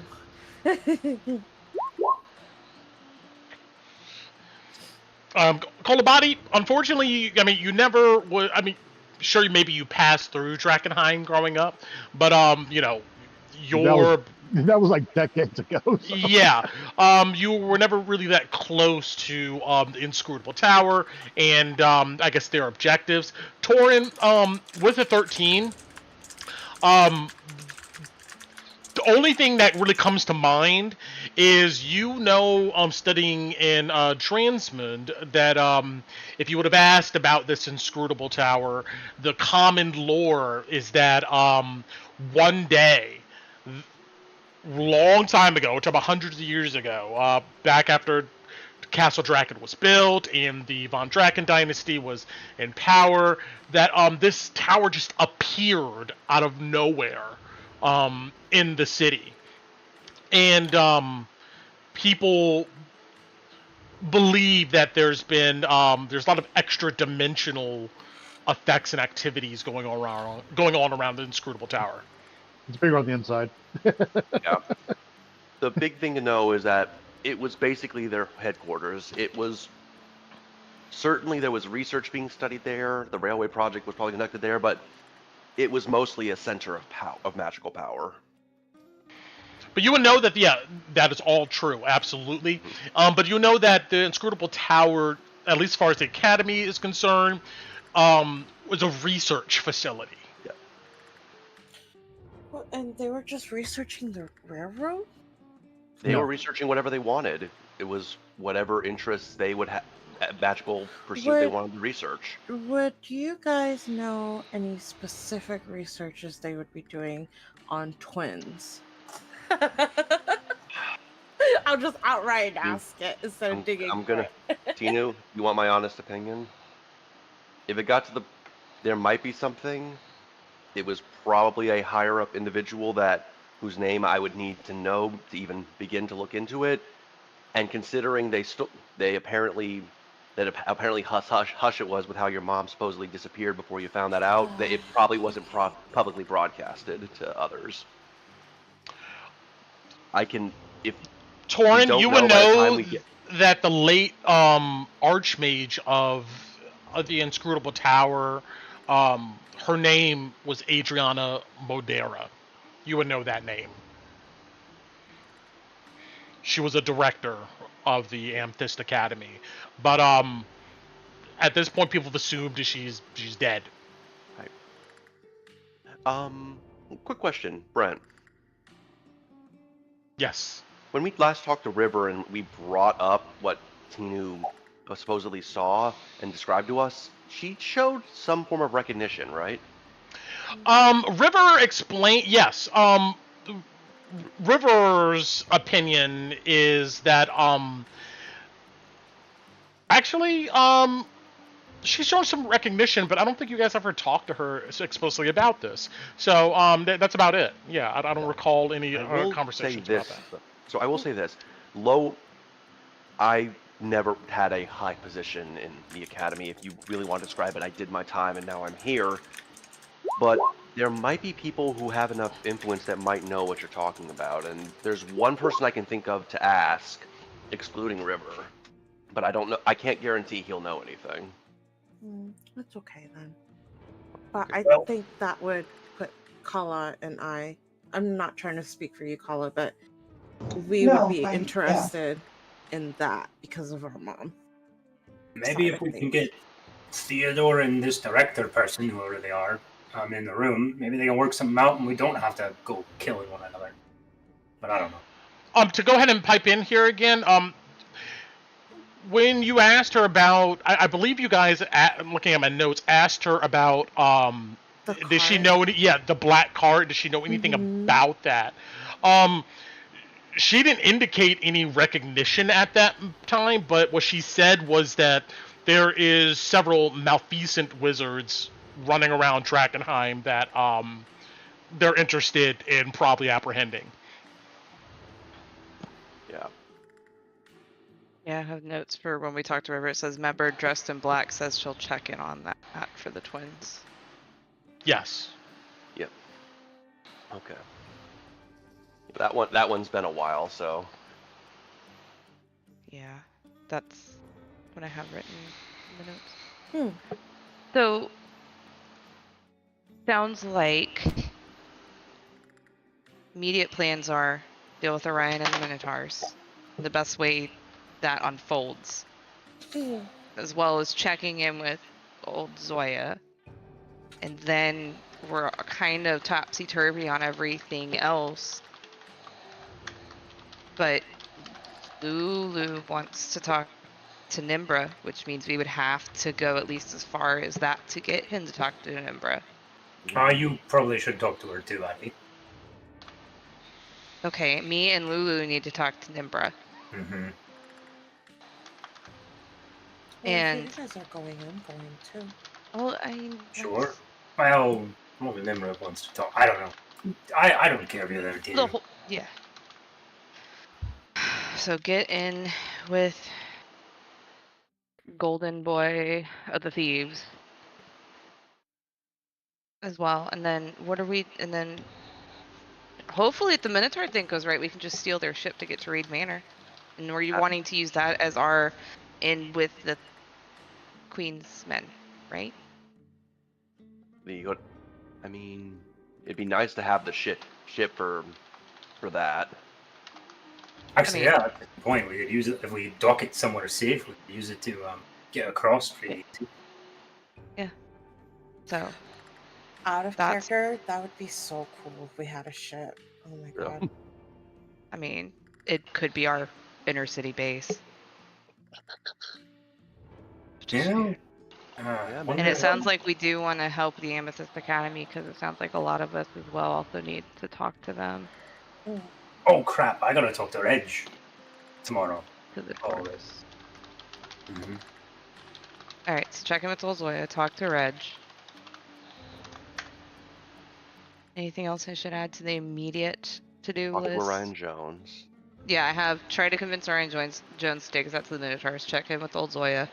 Talk to Reg. Anything else immediate for tomorrow? And we all know our long-term goals. Yeah.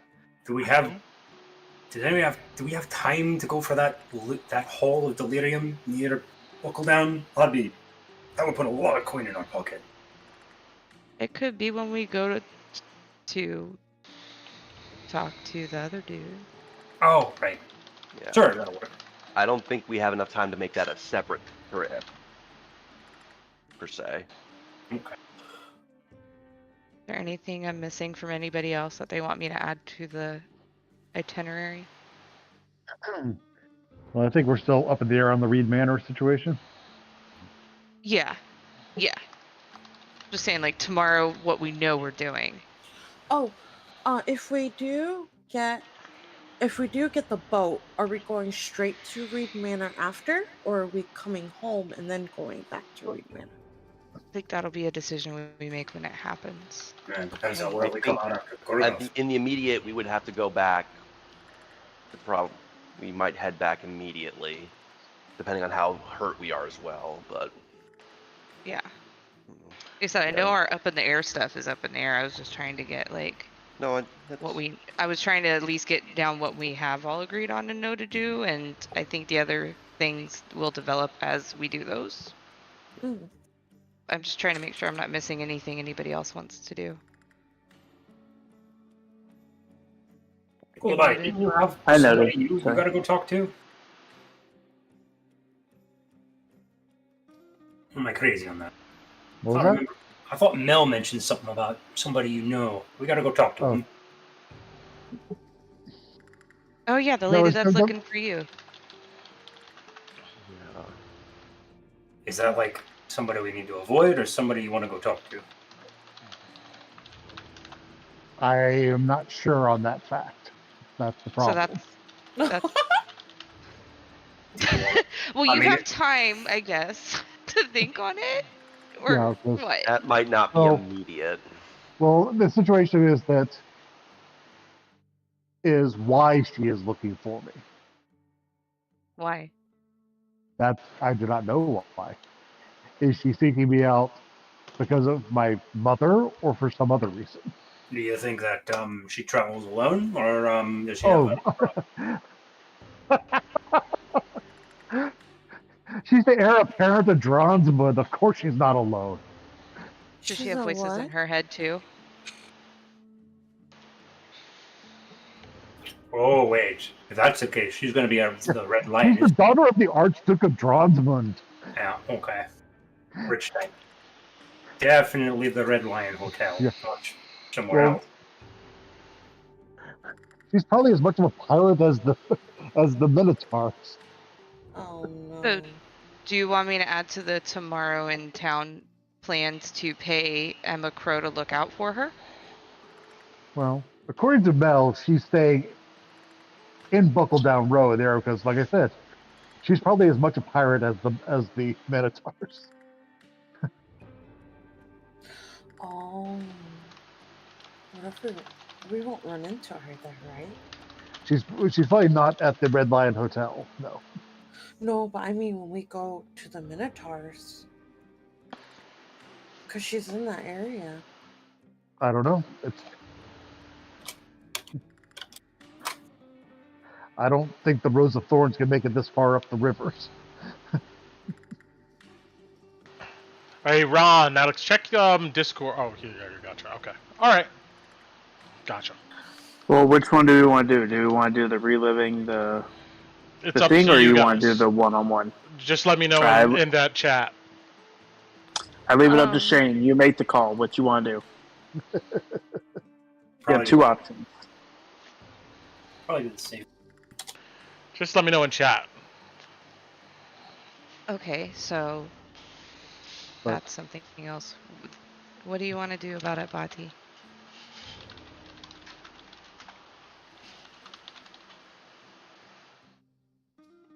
Well, I think for right now, as long as Mel thinks we're in good with him, he'll keep her. He'll giving her the runaround, so we're in a better situation for such a conversation. Okay. So, Bati Stalker on the back burner for now. Okay. Yeah. Anything else? I think that's everything. I think in the immediate, yeah. What color? No, I was agreeing. I think there's a lot going on, but I think we covered it all. Okay. So immediate is Orion and the Minotaurs, checking with old Zoya, and talk to Reg, and everything else, the things we got to think about and deal with as things unfold. Yeah. Yeah. Seems to be the case. Okay. Does that mean we have tomorrow off? No, I have to go talk to Orion tomorrow. He gave me like 2 days. I think I'm already over. He's expecting me to come give him an answer, so I got to go And to also, him tomorrow morning. We might need to head out tomorrow because the Minotaurs gave us 3 days, and I think at that point, if we convince Orion, it's when he wants to go. Yeah. So yeah. Okay, we're about to end session here because this is a good stopping point. But yeah, I just want to make sure I understand, and thank you, Alice Creed, for like kind of giving me bullet points of like what we're going to do here. So today, the rest of today, you guys are just chilling, or are you guys gonna go talk with Orion Jones? Alice wouldn't want to go until tomorrow morning, but I do know that. Okay. Sorry, go ahead. No, you're fine. I know before we end session, before the end of the night, I know that Alice was gonna want to have a conversation with somebody. Just so you know. Got it. Okay.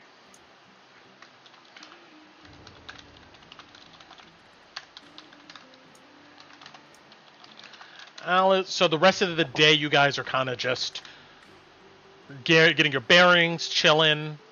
Do we have enough time to do a downtime for the rest of the day? So, we're gonna take downtime in day blocks, not like in hours. So, okay. yeah, but there will be an opportunity coming up for some extensive downtime after the most immediate thing here on the agenda, which seems to be these Minotaurs. After that, then it's kind of like you guys get to stuff when you want to get to stuff, and there will be time for downtime in that. But okay. So tomorrow, Orion Jones, and the rest of today, you guys are just kind of hanging out. After Orion Jones tomorrow, speaking with them, your plans are what? Well, we want to speak to old Zoya to make sure that they're safe. I gotta talk to Red tomorrow. I just Should we posted do in notes those? what I had down. Okay. I am Should we absolutely do those look at the farm before? chicken stream the only person. Since we might want to go right away. Can you Say repeat that- that again? Yeah, say that one more time. Should we do, like, talk to Ultra and do the other stuff in town first?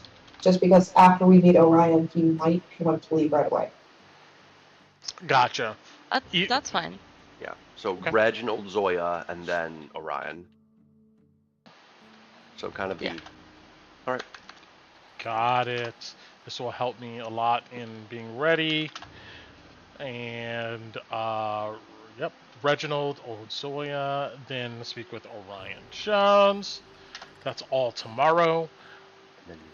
And then after that, yeah, it's Reed Manor is still on the list.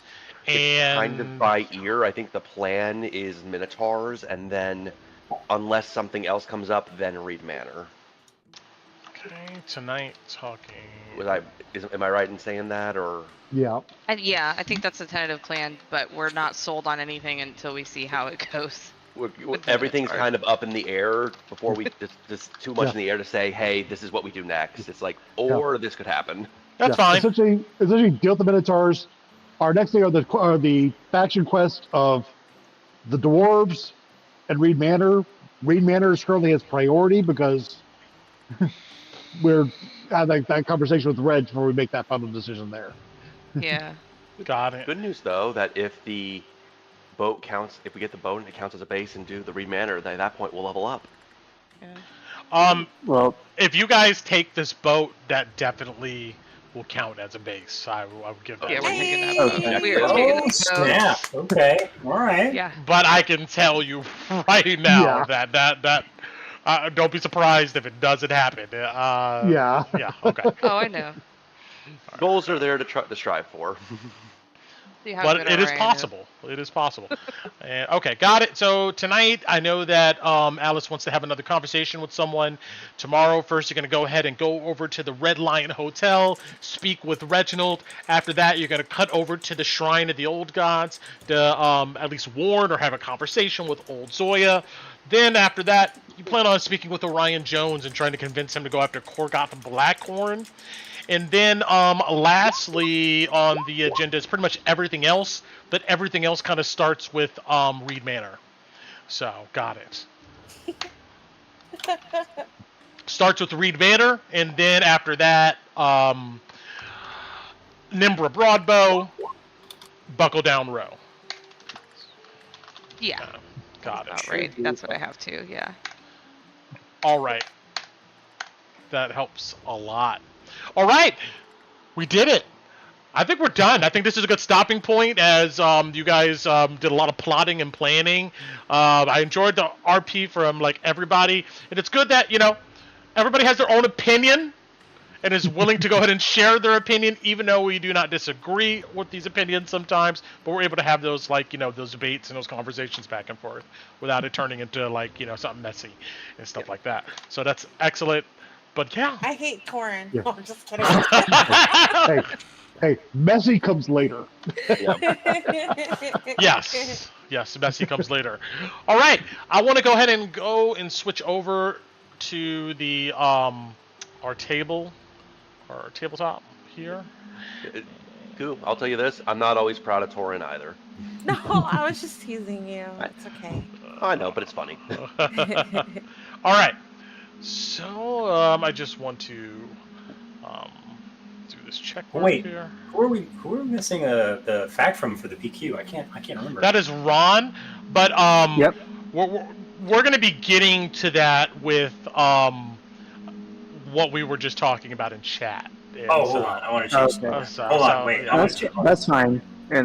But that's honestly for everybody else why I keep pushing the whole crater thing. Understood. That is why I'm pushing it so hard. Understood. Didn't Alice want to talk to somebody before we were done? Or We is can that... we can start that's there right. next week then. Yeah, let's leave it for the beginning of next session since we're so close here, and I don't want it to who knows, it runs into literally. I know it's getting late, blah blah blah, all that stuff. Is that But okay with you, Colin? Yeah, that works. Cool. Yeah, Brent. we can chat during the week too. Is that okay? I want to flip it. If that gets us that check mark, I want to do that. That sounds cool. That will get. I since you guys put the effort in, and I think there will be enough reveals here as far as personal quest stuff is concerned, that I think that will suffice clearing that for Ron there. Okay. And but getting to the crater is a long-term. It's a feat in itself. It's not. So that's an end game quest. I don't know about. I don't think it's in game, but Well, it's. I mean that'd be like quest, probably closer to quest completion than level 4. Is I guess what I'm trying to say. Yeah, it's proving to not be super easy to get information from there, but I appreciate you pursuing it, because that's what the whole personal quest is about. But okay, so we got that, and I just want to go ahead and the Sacred Flame, I want to move up our ticker here at the bottom in reputation. You guys are buddies. You guys have been working together and talking with each other and hanging out. Like the Civil Order is really impressed with you guys. Are we allies technically then? I just have to get that reputation high enough to ride a griffin, man. You're not allies yet, but you're approaching it. I'll let you know when you're allies. It's you got to do more than one thing. Hey, well, look at this. Well, the thing is, we're currently highest with the 2 factions we don't want to work with. Yeah, I know, right? Queensmen and the Completely Suckers. honest, I fully want to work right now. Torin fully wants to work with the Silver Flame because they're probably still some of the best people in this. That's what I'm talking about. Alice does not. Alice does not. She does not want to be hunted by them. No. But see, I see the strategy here. You guys build up the hopes in order to just crash it down later. Are we the baddies?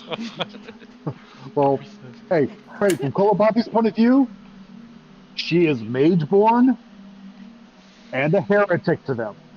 True. Same. Woo. Kinda same. Oh. They were not. I'll tell you a little peek into the mind of Knight-Captain Theodore Marshal. He was not happy about some lizard folk doing strange rituals on his knights. I almost cut your RP, Ron, and I almost was like, we just want to ask some questions. I almost did that, but I was like, I'm gonna be honest. When Torm was he's mageborn, it's just like mageborn stuff. It's nothing more than that. It is magic, and that is it. Kind of trying to question about that. Maybe just because there's a lot of information and my brain hurts. Yeah. How does that? Because druids are not exactly mageborn, but they are, but they're not. How does that? Our magic is derived from nature. Yeah. Right. So the I difference thought was more okay. I thought that was not as frowned upon. It's on the cusp. Yeah. So again, essentially, it's a thing of where essentially the druidic faith is nature and the old gods. The church doesn't seem to have too much of a problem with entities that perform rituals and stuff in nature that in order to cast per se, long as that stuff is kept in the trees and the forest and in the wild, away from get it away from our pretty buildings. Away from civilization. It's When and you guys said we could do it in the church, he was like, no. So the way it works, there has been inquisitions against the mageborn, but they've not really gone against the druidic orders. It's like, you do your thing, we're not gonna, and just don't get in our territories. To be fair to Ron, if you read history, if you were really far back, like Ron's time, a lot of druids, when the Arcane Empire was being formed, died when that happened. A lot of them died. Yeah, and during the whole Magic Empire and all that, they went hard after the elves. Yeah. So, and I would encourage everybody, if you haven't taken a gander at the timeline, it's in a channel in there. Take a cursory glance at that stuff. When you click on items, it gives you a bit of text on what that is about, and it may add. It's not necessary, but it may add some more context to some of this information and why people are doing stuff at this moment in time compared to the past, blah, blah, blah, blah, blah. But yeah, the church is not keen on having Mageborns just especially Mageborns not associated with the academy doing strange rituals to people who work under the order. But I mean, it appears that they want something enough from you guys to where they're willing to let it happen this go around. To be fair, you are someone who did them one favor. It's like, hey, can I do some medical work on your guys? Yeah. I promise it's past inspections, even if you've never heard of it. And the same thing for bards that evoke magic through performance and their like creativity and will. There's kind of this weird in the middle zone where the church will probably encourage those folks to join the academy, but if they don't and they still practice per se, it's like long as it's in the purview of just entertainment, nobody's gonna come out and try to like burn you at a stake or anything. But like but if you're doing this shit, like I don't know, like manipulate somebody at the church or kill somebody, then of course they're gonna be like whatever. And trying to subvert people in like a crowd, they're gonna come for you. Oh, you mean like what Alice is eventually going to do? Got it. I mean, if it comes to that, then maybe. Oh yeah, no, she's multi-classing, and I totally planned for her too. I will say, I was so tempted to ask Theodore about the quote-unquote soul-filled delirium shards, but I thought that would be a really bad idea if we let them know that we know that. Because they'd be like, how do you know about this evil ritual that the cult knows about? How are you getting this? I thought we learned a good portion of that from Ophelia told us first. We just confirmed it with She didn't tell us about all of the ritual, though, I don't think. No, she never told you about all the rituals. She just said that she knows that they do some type of foul ritual. We got the specifics of the ritual, and well, not all the specifics, but idea of the ritual from them. But we know that they know. Like they're doing. We probably get the same spiel. They're doing something to put their souls because they think it will, because of their beliefs, and we find it heretical. Do you guys think tomorrow can we add something to the list? I'm so sorry. It was an afterthought. When we come back from Drakkenheim and we're coming home, can we stop by the farm to check if my brother has a crystal in him yet?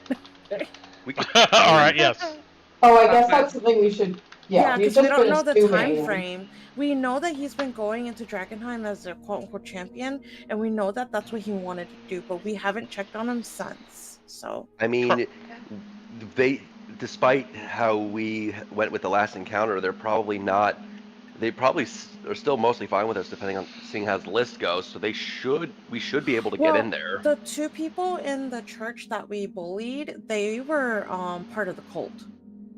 I mean, yes, we're getting there, but not yet. So we should still have time before they decide we don't want you around.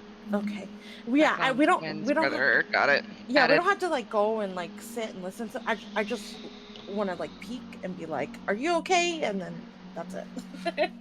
Yeah, I have it added.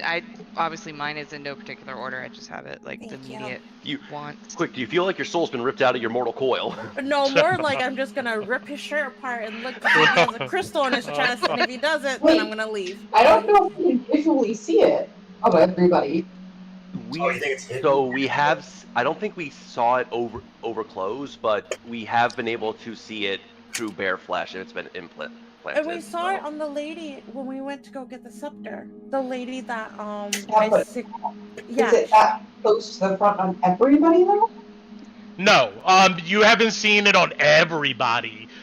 So far, your only occurrences of seeing this crystal embedded in the chest was Kaja, yes, at the Chapel of Saint Brenna, and you guys found some dead people in a ruined building that had this crystal, where you guys took it out and brought it back to them. Yeah. It is very implied that once you get to a certain level of belief or standing to go through the pilgrimage, then it happens. Oh, I think it's when they I was unclear. I meant and a lot of the people that are currently like not seeable, like implanted further in.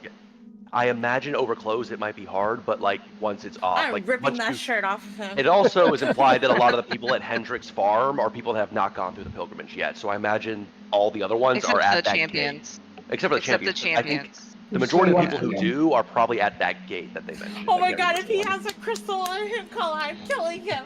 It's an MLM. No. You're killing him. I'm gonna be so fucking mad. I'm gonna man, fucking kill him. what happens? What happens if we're at that point? I mean, Theodore is going to tell you what he warned you about. I'm guaranteeing it. He's going to be like, "There's a point. We crossed it, guys. What are we doing?" I'm panicking now. Well, at that point, you find a way to reverse the Yeah, process. at that or not, point, because our personal quest changes to how do we reverse this? How do Yeah. we save Cut our his brother? head off. Because like because here's the thing, unless you this is a little out of character, unless you find a way to reverse that, his soul is now basically in a crystal. You No, gotta. don't say that. No, he might not be. He might not be. You know what, Tinu? I'm going to pray that you get to him in time and we capture him with some knights, and we'll be fine. He'll be fine. I hope for the best as well. Knock on wood. We get the hell away. We get him the hell away from this city. That same Brent is girl. still in the channel, so we have just ensured his death. Hey, I knocked on wood. I'm sure I'll be fine. All right, at It's not like that there's I'm an cutting. omnipresent being that's currently listening to this conversation who might make it harder for us. All right, we're done. I'm cutting the stream. Bye. Bye. Alright, Holla. Nice See you later. Yep. See you next week. Well, actually, that's actually a good question.